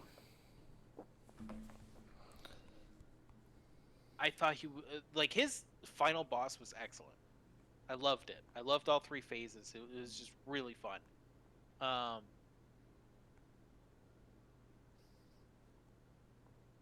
like that final boss fight was really cool. Um, him as a main villain, I wish I had more. You know, Yeah, I can see I that. don't think I got enough time to really. Oh my god! Like it was very much like, okay, he's the main villain. Like there's the point in which he steals Yuito's power, but then just disappears. So like Yeah. he's the main villain at that point. But like as mysterious as he was prior to that, now he just completely disappeared until the final moments of the game. Like I feel like we could have had a little bit more setup with him. I don't know. Maybe like I feel like Kasane's story definitely has a lot more setup with that, just because she kind of joined sides with him in the beginning. So maybe Yeah. that helps. But like, Well, yeah, there's a lot of, I will say, like, Kasane's story, in my mind, if I'm remembering correctly, I mhm, actually ended up finding Kasane's story in the beginning more interesting than I did Yuito's story. But then they kind of, when they converge, it's like, okay, it's all the same. Like it it's all the doesn't. same. Yeah. Yeah. So No, that makes sense. Um, especially because, like, there's a really long time when Kasane is like actively hostile to Yuito, mhm, but she just won't say anything about why. right. Um, and then in Kasane's story, you find out Mhm. exactly why. So like, yeah, it is like worth. I think like Kasane's story is worth at least kind of, even if you don't want to play it necessarily, which I could understand. Like it's Absolutely. worth like Absolutely. watching some of the cutscenes or something like that. And it's not like I'm definitely gonna play it. Like I'm not worried about not playing it. Um, I just wanted to at least get a lot of those thoughts of like the structure of the game out of off my chest because it was burdening me a little bit. Um, as of right now, I would kind of grade the game itself at a C plus. Um, Okay. it's it's got a lot of strengths and weaknesses that kind of balance each other out, to kind of almost make it in that average category for me. Now it could bump up to a B in my regard. Um, with Kasane's story, I just don't know yet. You know what I mean? Yeah. It's not to say that I haven't like I've done all this side stuff that I could. I haven't done like side missions, but I've done like all the Bond episodes. I did all that. And I've put almost 30 hours into this game, so it's not like it's like I'm not like taking my time to not like it's not like I'm skipping things. I'm trying to give this like the full extended outlook, but as of right now, I'm giving it a C plus, but it could be up higher. Um, I don't know what's kind of your reaction to that. Do you think I'm being too harsh, or Um. No, I think there's a chance that if you asked me like right after I finished Yuito's story, what I would give the game, I might have given the game the same score. But I do think Kasane's story really helped. Um, and I also just I think I ended up enjoying playing as Kasane a lot. Because she was more uh, she's more focused on like the long range stuff. So yeah, I don't know. Yeah, and I also, as a action RPG guy, I'm like, I really enjoyed the combat. So maybe I would have said like, oh, I like it more, but yeah. No, I think C plus is fair. Like I don't think it's I don't think it's too hard. I don't think it's too harsh. But glad to hear that you liked it. A bit of a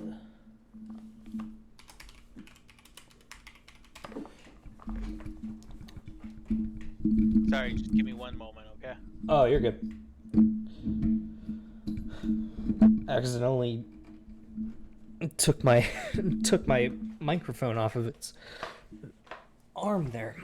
And I also think Scarlet Nexus is very much a hit or miss kind of thing for a lot of people.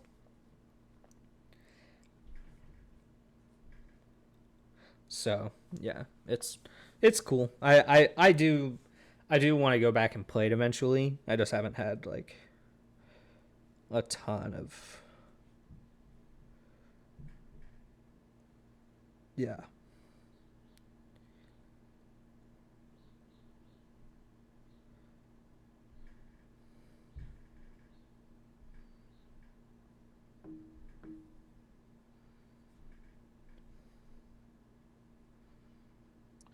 Sorry about that.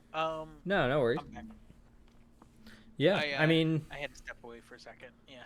oh no, it's fine. Yeah, I mean, do you have any final thoughts before we move on to other things? You know, I'm looking forward to Kasane's story. It's not like, I mean, if I was like not looking forward to it, I probably would have just saved it all for one full review. Oh, okay. You know what I mean, type of thing. I just Yeah, no, wanted that to. makes sense. I guess I kind of wanted to air out my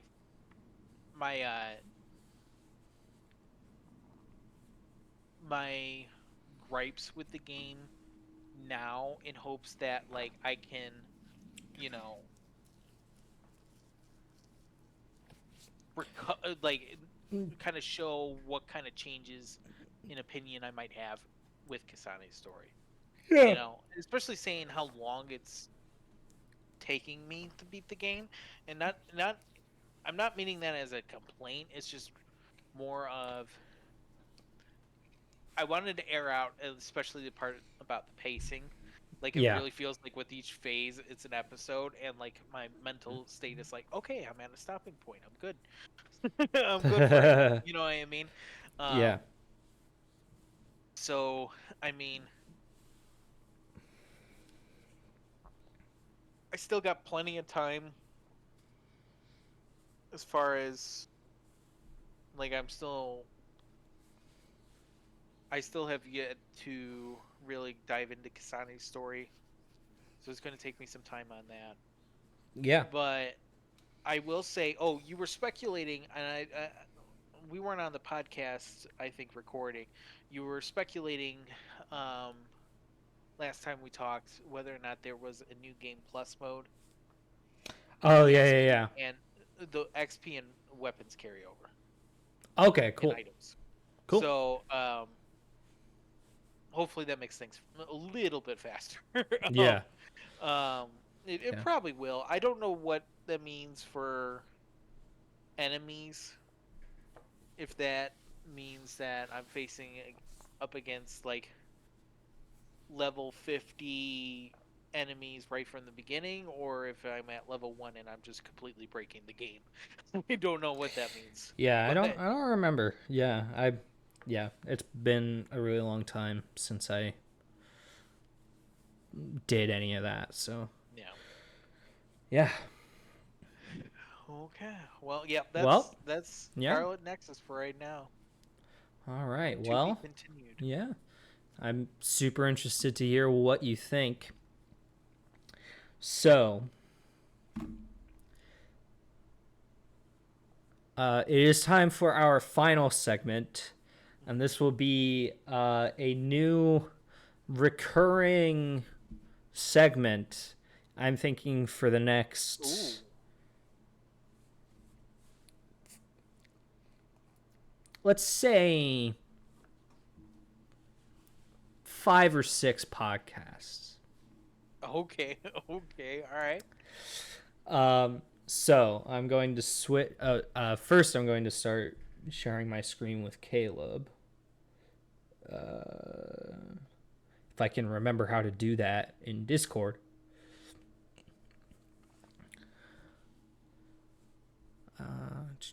Also share audio. Okay, that'll work. Yeah, 30 FPS is fine. Okay, let me just. Caleb, I'm hoping you can see my screen.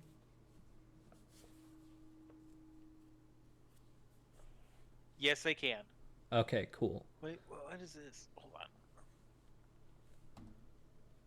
And then, for video watchers, you may want to if you're not watching the video, you may want to move over to watching the video. But I will describe what is on screen. So here we have Ezra's Book Club Tournament Extravaganza. Oh no. And so we are.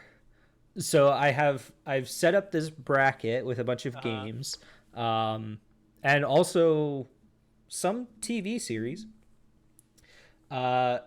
and I also have a YouTube playlist of the like intro cinematics for these games and TV shows. So Okay. the bracket has them all randomly pitted against each other. For instance, we have Neo: The World Ends with You up against Persona 5, and so Oh my gosh. so I think we will only do round one, and then maybe if we're feeling like, oh, we have some more energy for this, maybe we can do round two, but we'll see when we get to that. But we'll do round one. This podcast. Oh, go ahead. Maybe you'll get to this, but so like with each matchup, Yeah. it's me. I'm assuming it's me deciding which one I want to do. Is that what's going on? Yeah. You Okay. you say like, okay, which one wins between these two, and it can be for any reason. Like, Okay. um, like I would say like maybe I will say that like some of these games are more accessible than the others. Um, Hmm. and in that case I would be like, okay, like if this game wins, then like, but like you can't play it, then maybe like the most recent game in that series, or something like that. Okay. So this will be an ongoing thing for the next little while. Um, you know, Caleb still has Kasane's story and Scarlet Nexus to finish, and then I have my book club to Uh-huh. do. So Would you be opposed if I did this to you as well? I would not be opposed. Okay. I would not be at all. I would have no problem with that. Um, Okay. so yeah, I mean, we could get started. So the first matchup is Sonic Adventure and Persona 4. So do you have a preference on which one you want to watch first? Um, let's let's do let's do Sonic Adventure. Sonic Adventure it is. Let's see if I can. All right. So yeah, video watchers, you can join us to watch this. You can also listen to it. I mean, the music in most of this is going to be pretty cool, but it'll help to watch because then you'll be able to know like, oh, this is what Caleb's talking about and all that stuff. So, all right, full screen. Thank you to whoever ran the YouTube channels that uploaded these and everything. Yeah.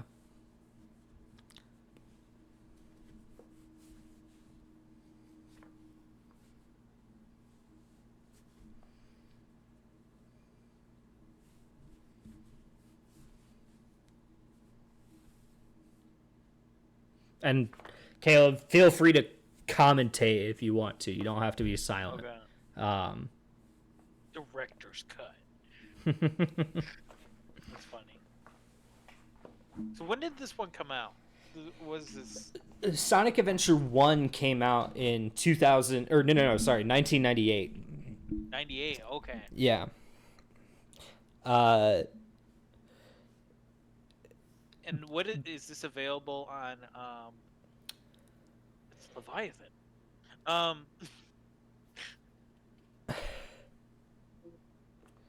What is this available on as far as consoles go? You know, off the top of your head? So I think now that I think about it, it might be it's on PC, but the last time it got ported to something was the like PS3, Xbox 360 generation. Okay. That said, if you happen to have an Xbox Series S or X, you can play that. Okay, so that's the title screen. I will say, I did jam to that song a lot in when I was playing Frontiers. Oh yeah, because they added the jukebox thing. Yeah, Open Your Heart's a great track. So, fun opening. Yeah, I've always really liked that opening. Very it's a short opening, so it doesn't really provide much context, but it pretty cool. Yeah. Okay, and then just to make sure, Persona 4. So we'll just jump to that. This just got ported, so it's definitely available. Oh yeah, you can play it on everything. Yeah. I would recommend Switch, but PC, PS4, everything is totally fine as well.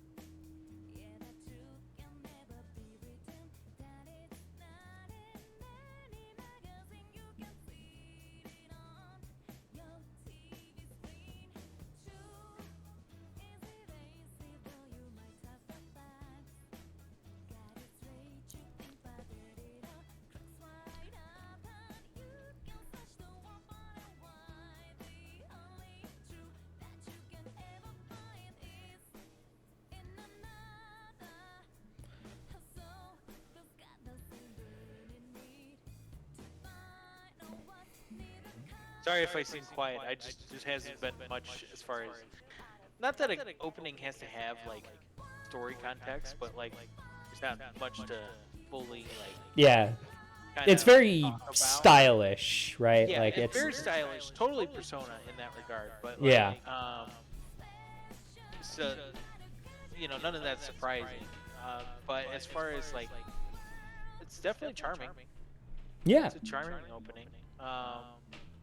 Little, if I remember Persona 5's opening, it's a little bit more kind of action focused, and it has a little bit more story. Yeah. That, if I'm not mistaken. In Persona 5's opening, there's a lot more direct action, right? There's a lot of But I think we'll get to that.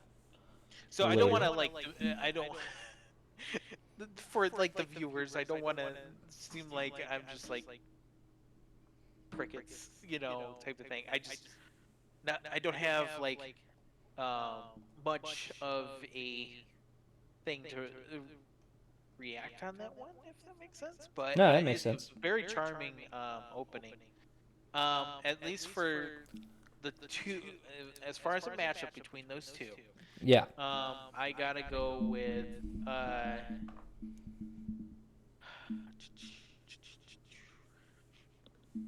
And if you can feel free to be like, I need to watch one of those again, because okay.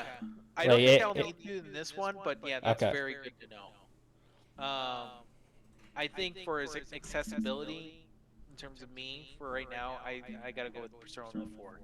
Okay. So that's not that I do want to at least dive into the Sonic series like in its entirety at some point. I'll get there, but I think that one's kind of a little bit tougher at this point unless they do Yeah. a remaster. And then this matchup may change, but Yeah. I doubt they doing any remaster anytime soon. So No, that makes sense. So, all right, Persona 4 takes it. Submit scores. Okay.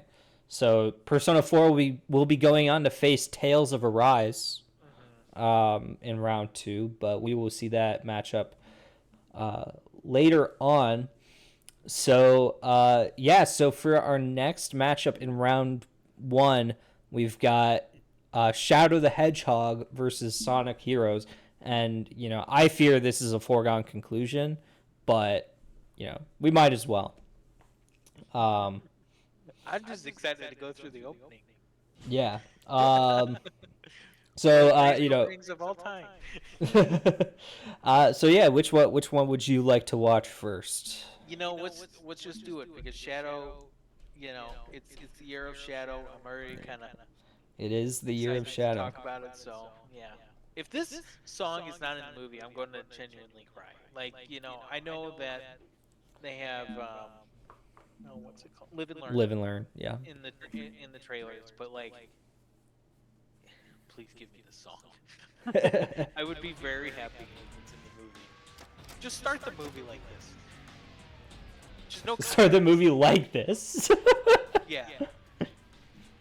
Just chaos. That'd be crazy.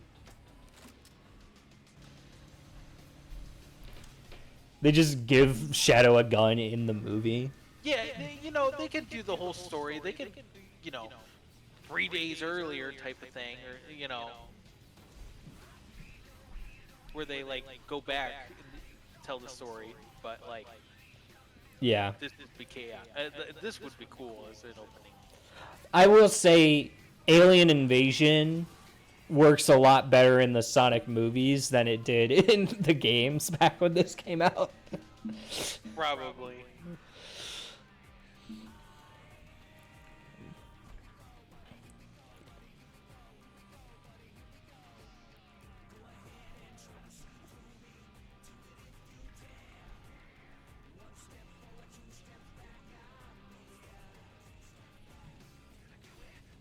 Like it's just it like perfectly like shows off all the villains that are in the game, all Yep. the heroes. Like there's multiple storylines in that game. Like it's all factored on choice too. It's just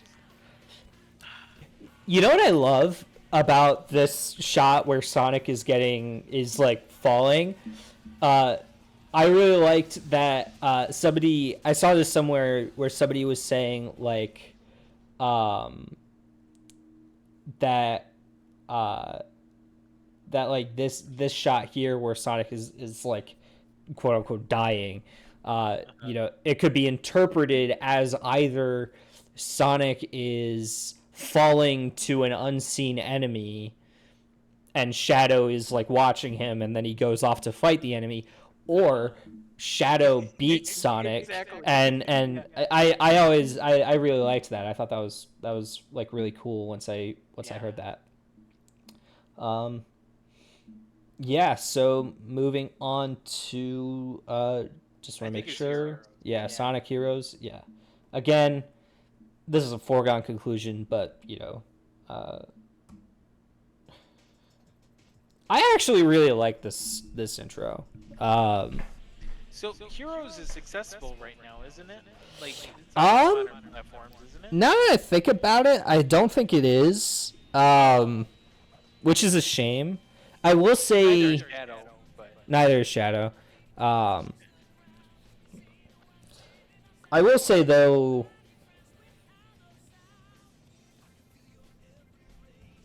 I have a Wii, so like it's not unheard of. You know, if we manage to get our hands on these games, you'd be able to play all of them actually. Um, yeah, This is also a great song, by the way. yeah. I really I like mean, Sonic music rarely fails. It's like the one thing the series has been consistent on.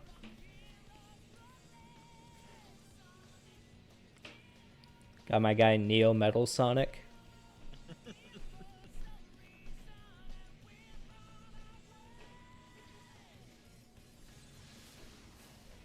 You know, it's as far as an opening, it's a good one. It almost feels like it's an opening to kind of like one of their like the TV shows, not Yeah, necessarily like sure, yeah. Like a it's not game. necessarily a game, sure. I guess this is kind of turning me into like rating the openings too. Um, as far as a bracket goes, obviously, Yeah. well, I'll just say this: don't click on anything just yet, okay? Okay. Okay. Okay. Um, opening wise, Shadow takes it, takes it. You know, Yeah. I've also played Shadow, Oh, that's true. That's true. so I mean, one day I want to go back and actually beat that game. It's one of those like Kingdom Hearts, never finished it. Yeah. But I'm gonna go. I'm gonna go with yeah. I'm gonna go with Heroes. I'm gonna go with Sonic. Wow. Yep. I'm genuinely surprised. When I put Shadow on this list because I was like, Caleb wants to see that opening. Like I'm gonna give it to him. I was not expecting Heroes to edge out there, but hey, It's Sonic only the Heroes. fact that I played Shadow. You know what I mean? It's Yeah. the only way it gets. It's No, that makes sense. That makes sense. Um, so yeah, moving on. We've got pretty Sonic front loaded the tournament here. Um, mostly on accident, but we've got a Sonic Colors versus Tales of Graces. So yeah, so which one would you like to watch first? um. Let's go with. Let's keep going with the Sonic right now Okay. because we're on that topic. Yeah. But yeah, let's do colors real quick. Where is Colors? So this is like kind of an edited one that I saw that I found where it's the intro for the remaster, but they used the original song. Because the intro song that they used for the remaster isn't as good. So I wanted to give Colors a fair shot. So yeah, even though like I'm not like Colors' biggest fan, but yeah, all right, Sonic Colors Ultimate.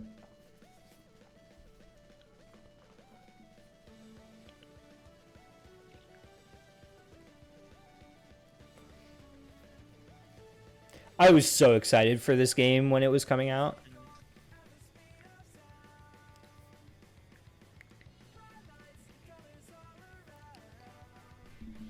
And then I kind of didn't care about it afterwards.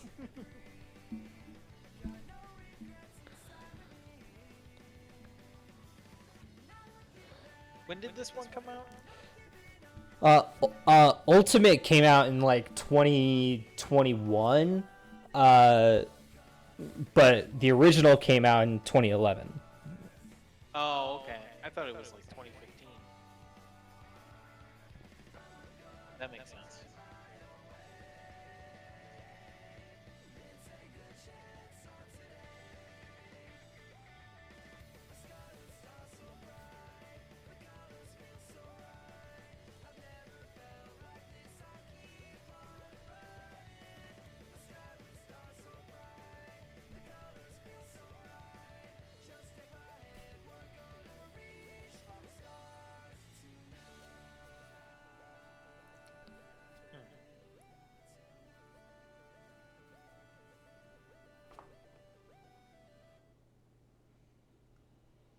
Cool. So, Tales of Graces.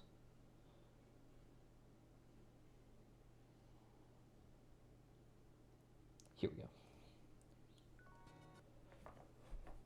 What were you gonna say? yeah, I mean, it looks good.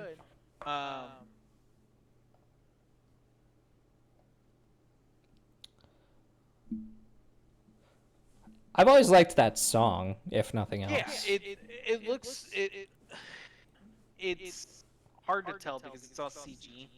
I mean, as with all of them, but like, Sure, yeah. it's kind of like how I felt with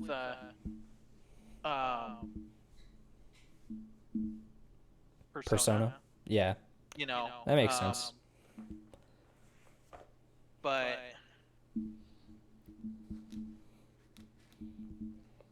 you know, like it's yeah, it's just it was good. I enjoyed Yeah. it. I will say there are some later on this list that, like, for me are absolute bangers in terms of like just intros. But I will say, in as far as like giving you an idea of the game, I would say most of like the best ones for that are actually going to be like the Sonic ones, because a lot of them it just tends to be different. So yeah, so this is the English opening for Tales of Graces F. Yeah.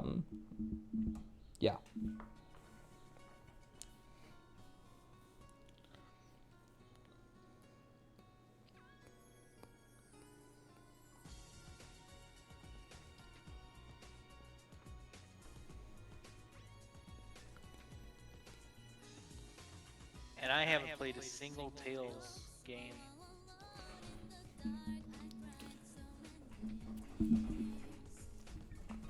I will say. Oh, go ahead. Oh, I was just gonna say most of the games on this list are currently or are going to be playable in the near future. Okay. And is this like the first in the series, or is this... No. This was the first game I played. Okay. It's getting a remaster in early 2025. Like January.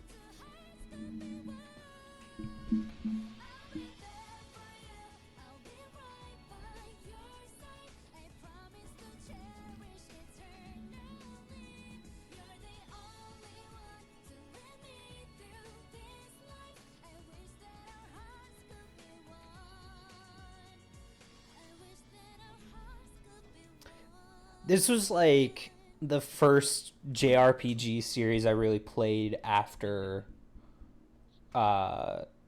Kingdom Hearts. So it was like Interesting. so it was like, because I wasn't like playing a lot of Final Fantasy around that time, so I was like, oh, Tales.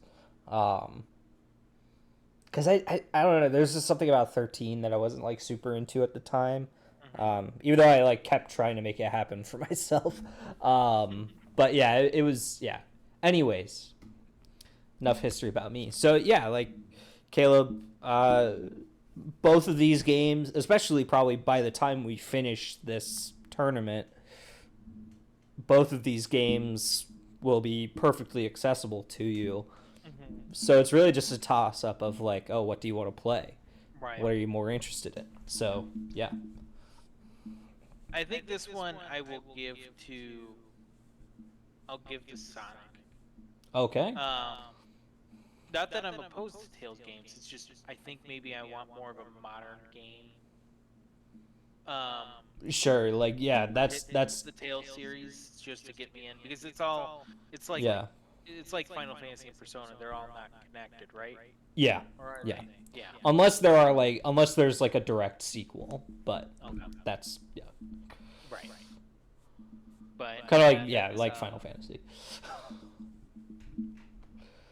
Yeah, okay. Sonic Colors takes it.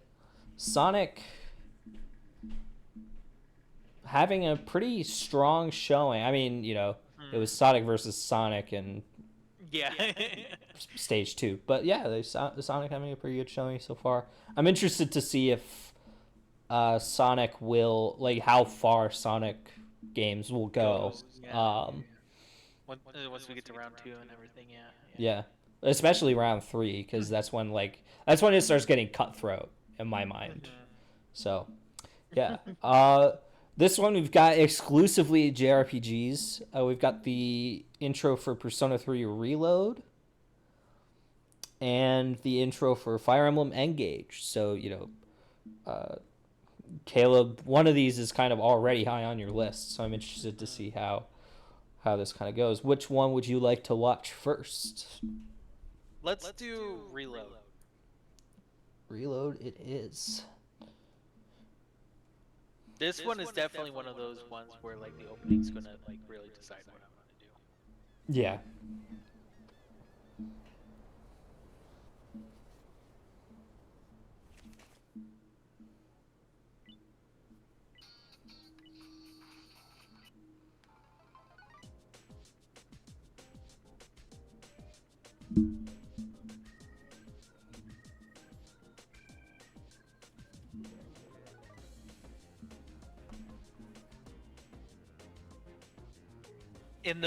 In the remaster was really well done, right? The remake. Yeah, Reload was really good. Yeah. Yeah. Yeah. No, I mean, yeah. If you're gonna play Persona 3, I just think you should play Reload. Like, if you haven't played it before, like, I don't think there's a reason to play the original. See, I can already tell you this is a lot better of an opening than Persona 4 was. Yeah. Like, it's enough to tell you kind of a little bit of the story in that regard. And it's a total different vibe too. Still has the like style, but like Yeah.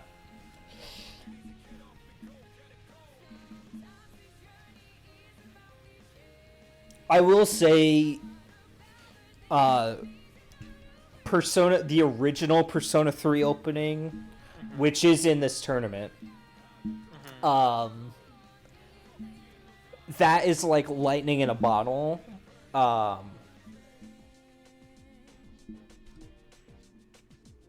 Whereas like 4 and 4 Goldens are like a little bit less like awesome. But then they like really hit their stride with 5. So, and then Reload obviously came out after the 5 extravaganza. So, all right, Fire Emblem Engage.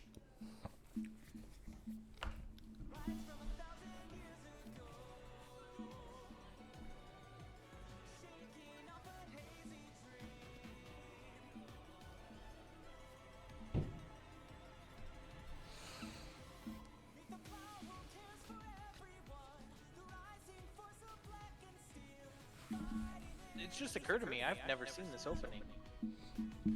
I was wondering if you had. I was like, oh, I don't know if Caleb has, because I've seen a ton of gameplay. Yeah.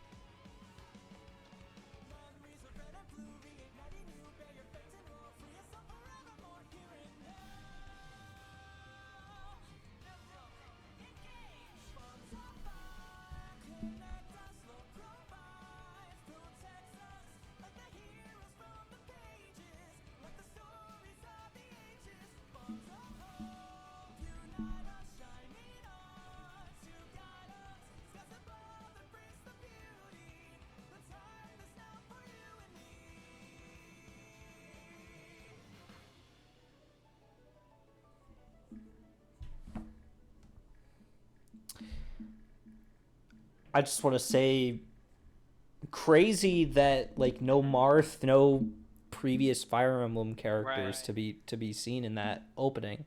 Um, Kind of surprising given that there's such like a central part of the game, but yeah. Yeah, I mean, of the two, I mean, this is probably one of the tougher matchups of Yeah. this round. I'll admit Yeah. on that one. Yeah, I still gotta go with Engage. Yeah. Yeah, I It's honestly, still high on my list. yeah, no, Yeah, I almost think that did it makes this month. sense. Oh yeah, because yeah, I gave you the choice last time. I was like, Yeah. I gave you like 5 games or something.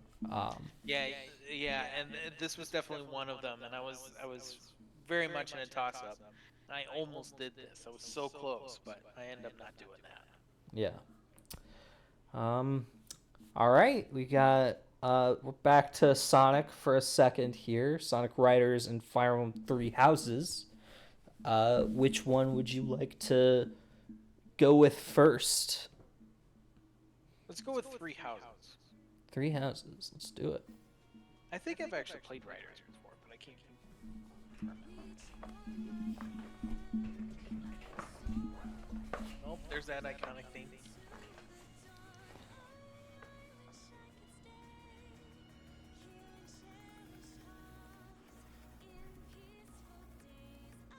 And Three Houses is on the Switch now, isn't it? Yeah, it was always on the Switch. Oh, what always was on the Switch? Okay. Yeah. Well, yeah, that's great.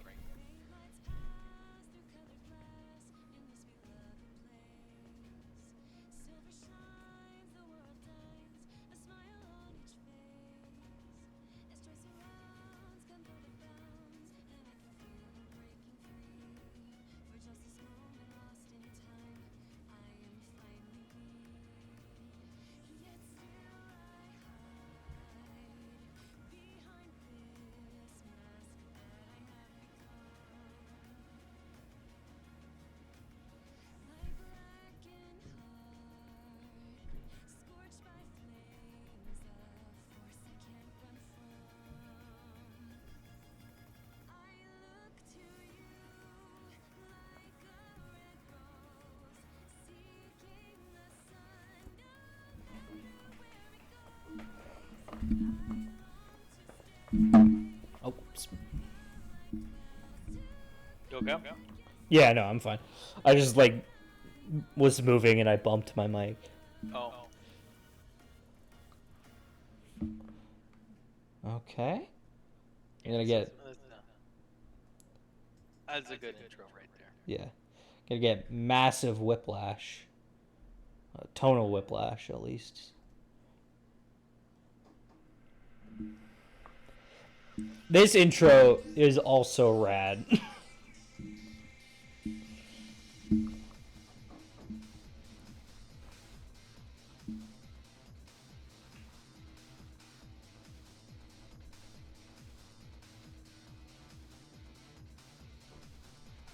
It's just a racing game, isn't it? Yeah, it's a kart racer, but they're on hoverboards. It's awesome. Yeah, I played this actually. My friend had it. Doesn't mean I actually played through the full game. Yeah. I remember having a fun time with the game though. Yeah, a lot of these openings were there just because were on this list just because I was like, yeah, I kind of want to watch this.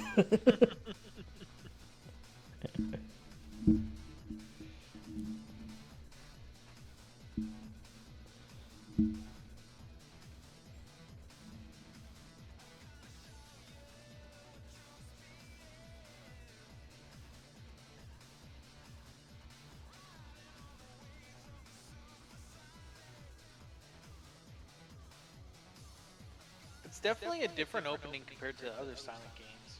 Yeah, it's one of the few 2D openings.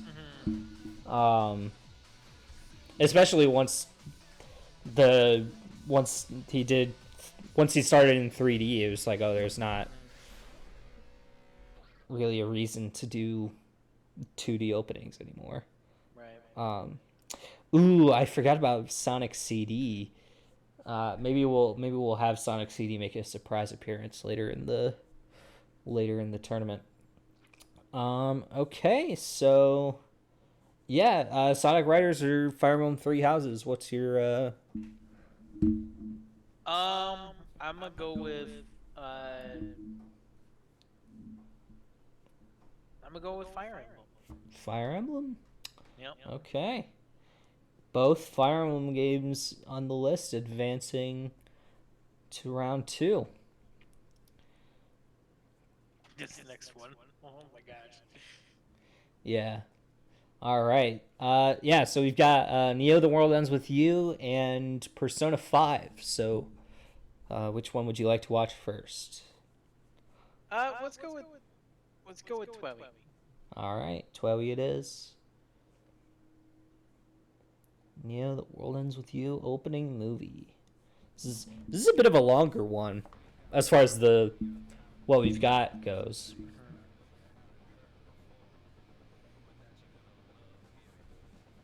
I do like this opening.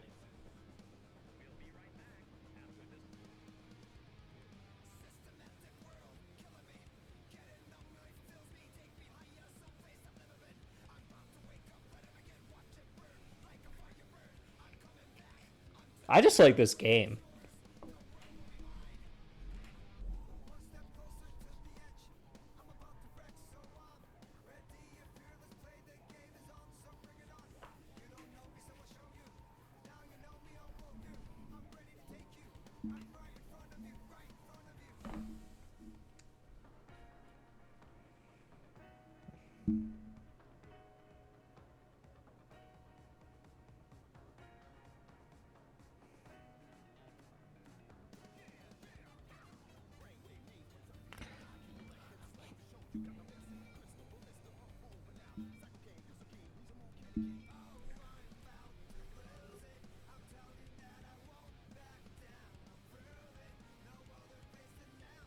Yeah, I mean, I played the demo of this game. I had a lot of fun.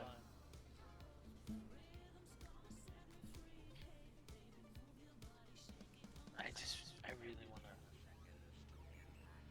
to get back to this at some point. I love this part. The open. This opening goes through a lot of different music genres. Exactly. Yeah.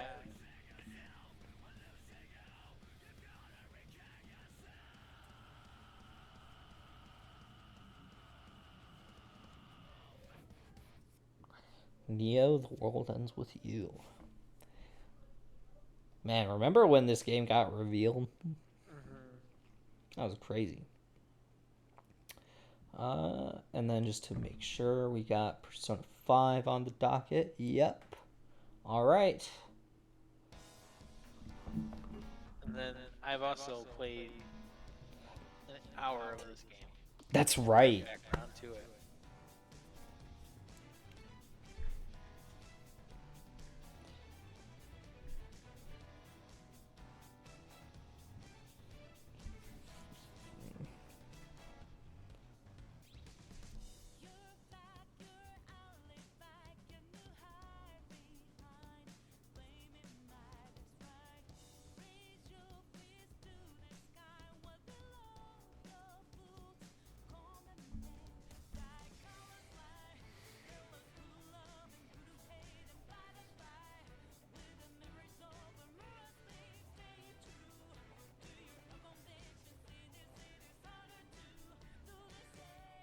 Though truth be told, I don't remember much about this opening.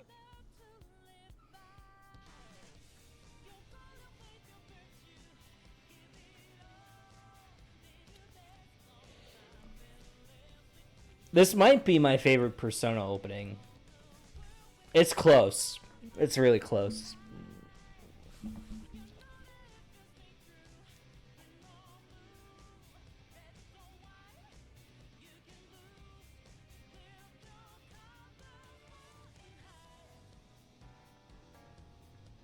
I'm always a sucker for visual spectacle. All right. So, where are you going to go in this matchup? See, I don't feel like this one's a tough one. It's a real tough one. You again, you're allowed to watch them both over again if you want. And you can feel free to be like, "Hey Ezra, what do you think?" Like you're allowed to ask for outside opinions. It doesn't have to be solely on you. If you're like really stuck. I gotcha. Yeah, I mean I think I'm not stuck. I think I have a clear answer. It hurts. pains. Yeah, it's painful at the same time because I feel like I've been wanting to get to both of these games. These ones are definitely in the backlog and high up in the backlog. Yeah. Games that I want to get to. So just if either of these were placed in a different part in the tournament, I'd probably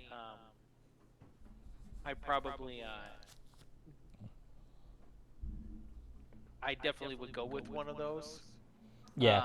This is probably the craziest matchup in round 1. If I had to like make a claim, like I think this is the randomizer was cruel on this. Yeah. Put it that way. Exactly.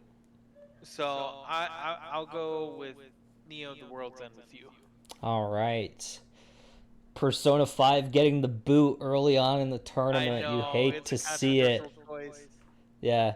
I will say if I'm I'm not trying to alter your decision. I will say if you had asked me, I would have said, yeah, I think Persona 5 is the better game. So, yeah. Again, I'm not saying you made the wrong choice. I'm just, it's interesting what just like what can be different. So, right.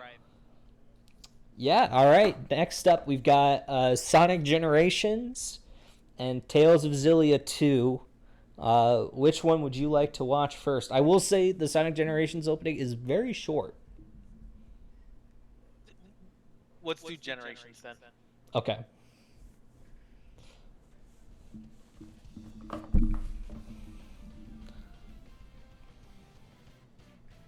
So, what's the difference?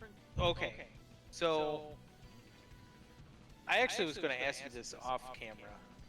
I'm realizing with Sonic Shadow Generations coming out, Yeah. right, it'll have the original game on it, right? Yes, it will. That's what I thought. Okay. Yeah, so you could play this and Shadow Generations. In fact, before we move on, I just want to say I think I would recommend maybe playing the original Sonic Generations first and then playing Shadow Generations, but I don't know if it matters too much. So I guess this is real speculation of we don't really know because we don't have the game on hand. But is there a way to just go right into I'm trying to basically I'm trying to gauge whether or not I should just buy Shadow Generations and just go right into Generations, like the original game, and the Shadow Generations is listed as a separate thing. Like, is it going to force you to do the base game first? I don't know if it'll force you. I know that Shadows section is separate, though. Okay. So yeah, I don't know. I don't know what that exactly means, but yeah. Yeah. No, I'll definitely play the base game before I go to Shadow. I'm just looking over the. This is probably. Just for context, I think I'm pretty confident in saying this is my favorite opening in round 1. Okay. Maybe not in the tournament, but in round 1 for sure. This is Tales of Xillia 2. anyone forgot.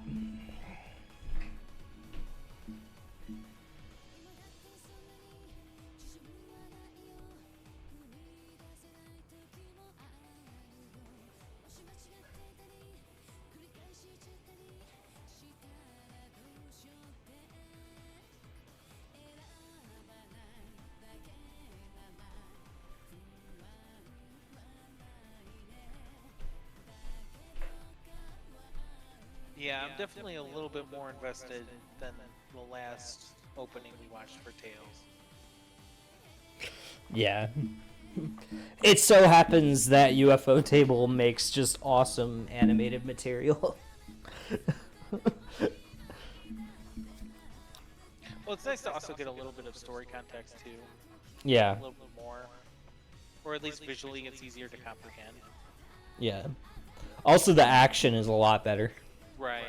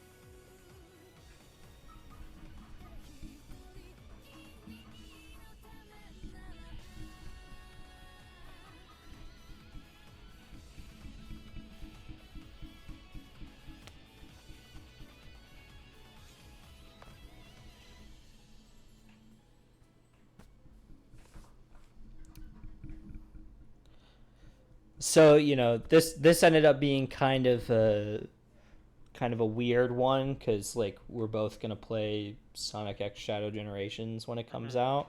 But you can make you can put Generations up as it doesn't matter. So you're allowed to do whatever you want. But yeah, This just is adding this the is context for the surprisingly- listeners. This is surprisingly another tougher matchup. This is one of the, to me, the opening for Tales was a lot more intriguing this side. Yeah. But I think in practicality, with Shadow Generations coming up on the horizon, I think I got to go with Sonic Generations. Just Okay. because Yeah.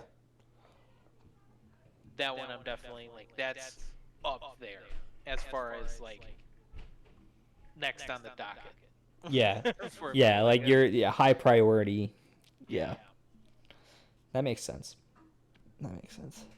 If it was a different matchup, Tails probably would have gotten the edge on that one. But Yeah. yeah.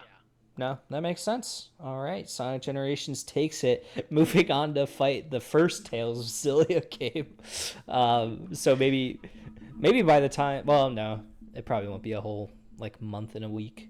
So yeah. Anyways, all right. So we've got our last matchup of round one. So this one's a little different. For Honkai Star Rail, I did the music video for 2.0 because I really like it. And it's kind of the only thing that I could think of that's like an opening. But also it's just really good, so it's fine. And then Tales of Zestiria, which is a good opening, but probably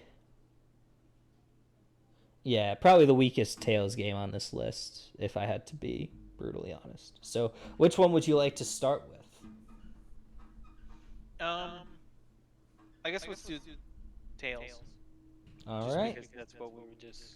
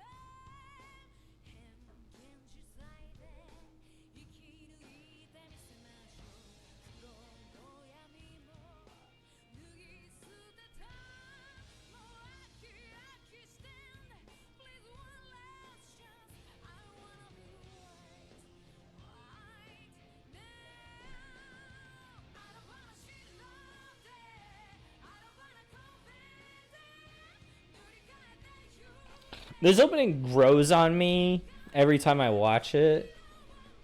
I'm still not like its biggest fan, but I like it a lot more now than I did when I first watched it.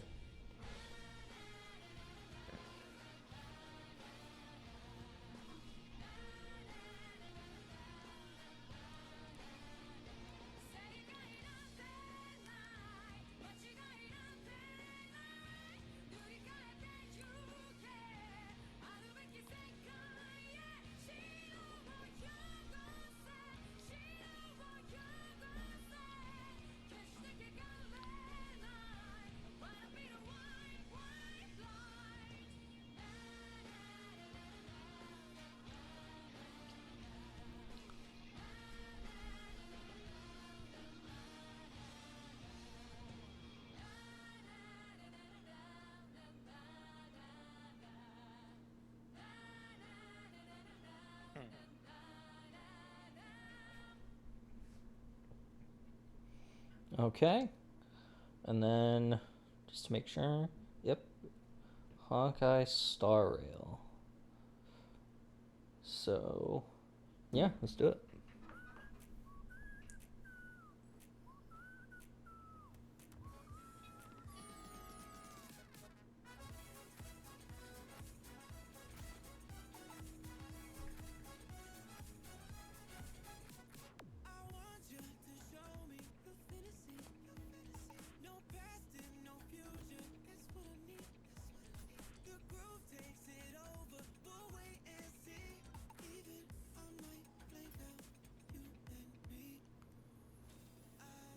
And you really liked this game, didn't you?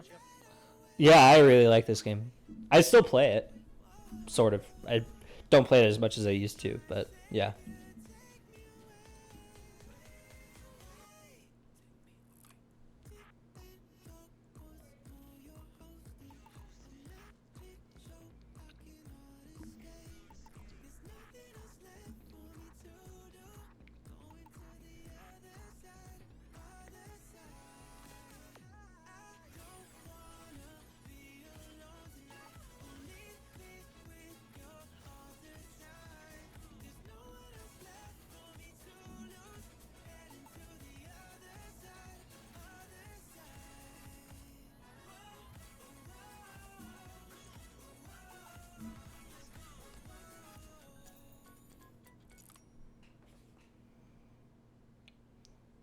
All right.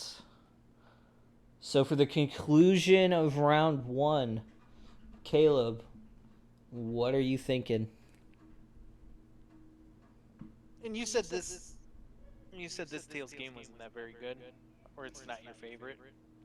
Definitely not my favorite. Oh. Well, I'm gonna leave your opinion to be the one to decide on this one. Oh, so okay. Yeah.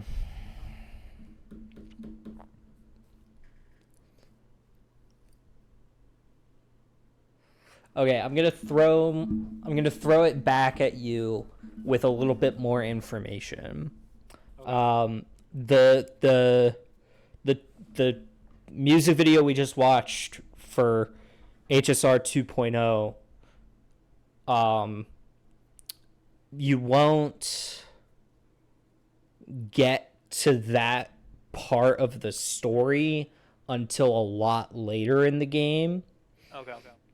That said, the first like world you go to is better than anything that has come out since. Okay.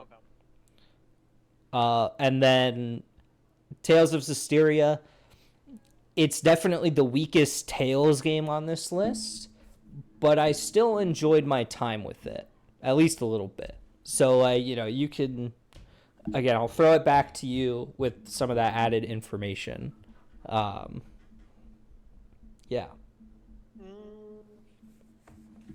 I'll probably do HSR. All right. Let's HSR it is then. Oh, but yeah, it's kind of a rough journey there for HSR.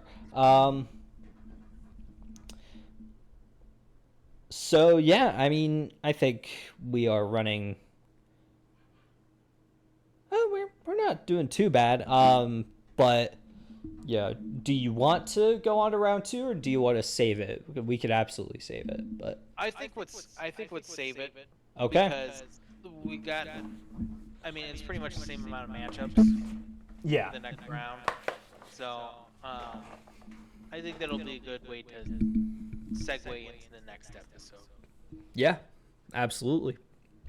Okay, well, so uh, just to uh, give the audio listeners something to just so they can understand what's going on. So uh, round one is finished.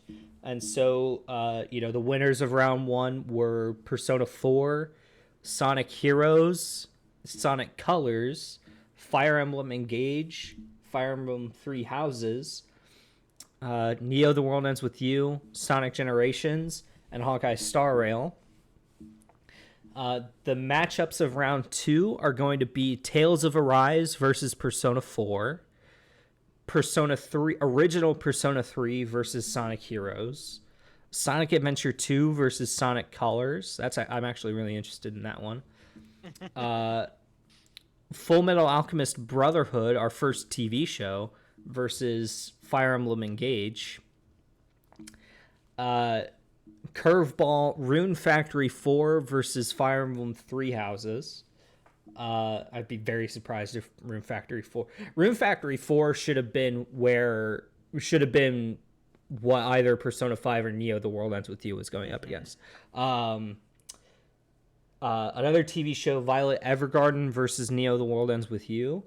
And then Tales of Xillia versus Sonic Generations. And then Tales of Berseria versus Honkai Star Rail. Interestingly, Tales of Berseria is a prequel to Tales of Zestiria, and where Tales of Zestiria has one of my least favorite Tales stories, Tales of Berseria has my absolute favorite. So, just to hype up listeners a little bit, we've got some, Tales of Berseria's on there. Tales of Arise I'm interested in. Full Metal Alchemist Brotherhood and Violet Evergarden are both like all timers for me in terms of TV shows. So, we'll see. But yeah, that'll do it for round one of Ezra's Book Club Tournament Extravaganza. And yeah, we'll be doing this for probably I would say at least 3 more episodes. Yeah. Like, And then because there's also yeah, probably mine too yes. that I got So about. we this may end up becoming more of a format than I intended it to be, but but yeah. All right, going back to the original screen, I'm going to stop sharing my screen just to make my computer not suffer. Yeah, I mean, Caleb, what are your thoughts kind of after round one? How are you feeling? I'm feeling pretty good. I mean, it's exciting. A lot of them are really playable stuff that's been in the backlog. I know a few front runners off the top of my head that we'll see how they match up, but because you never know how the tournament can go in that regard. Yeah. So,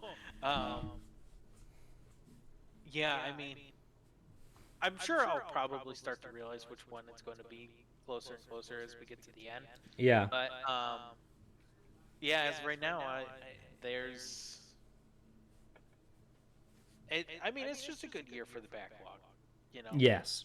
That's kind of what I was thinking about when I was making this. I was like, yeah, Caleb's got like a lot of games in the backlog, and like I've got a lot of recommendations for him. So like, why don't we kind of go in that direction and kind of spawn from there? So yeah, I okay. I'm going to make a prediction. and I'm gonna say that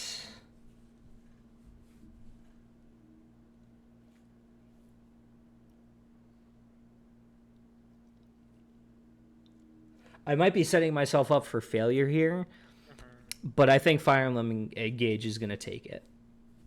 You okay? Okay. That's It's not up there. even that's not even a um like preference thing on my part.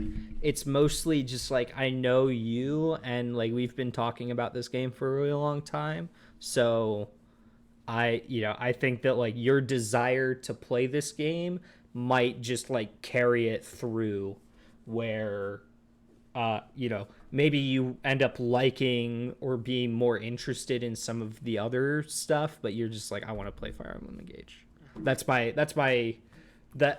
my prediction. I could be totally wrong, and Full Metal Alchemist blows it out of the water. And honestly, I wouldn't be mad about that. But it just that's my read. That's my prediction. But we'll see. And remember, we've got a rogue Sonic CD roaming around in here.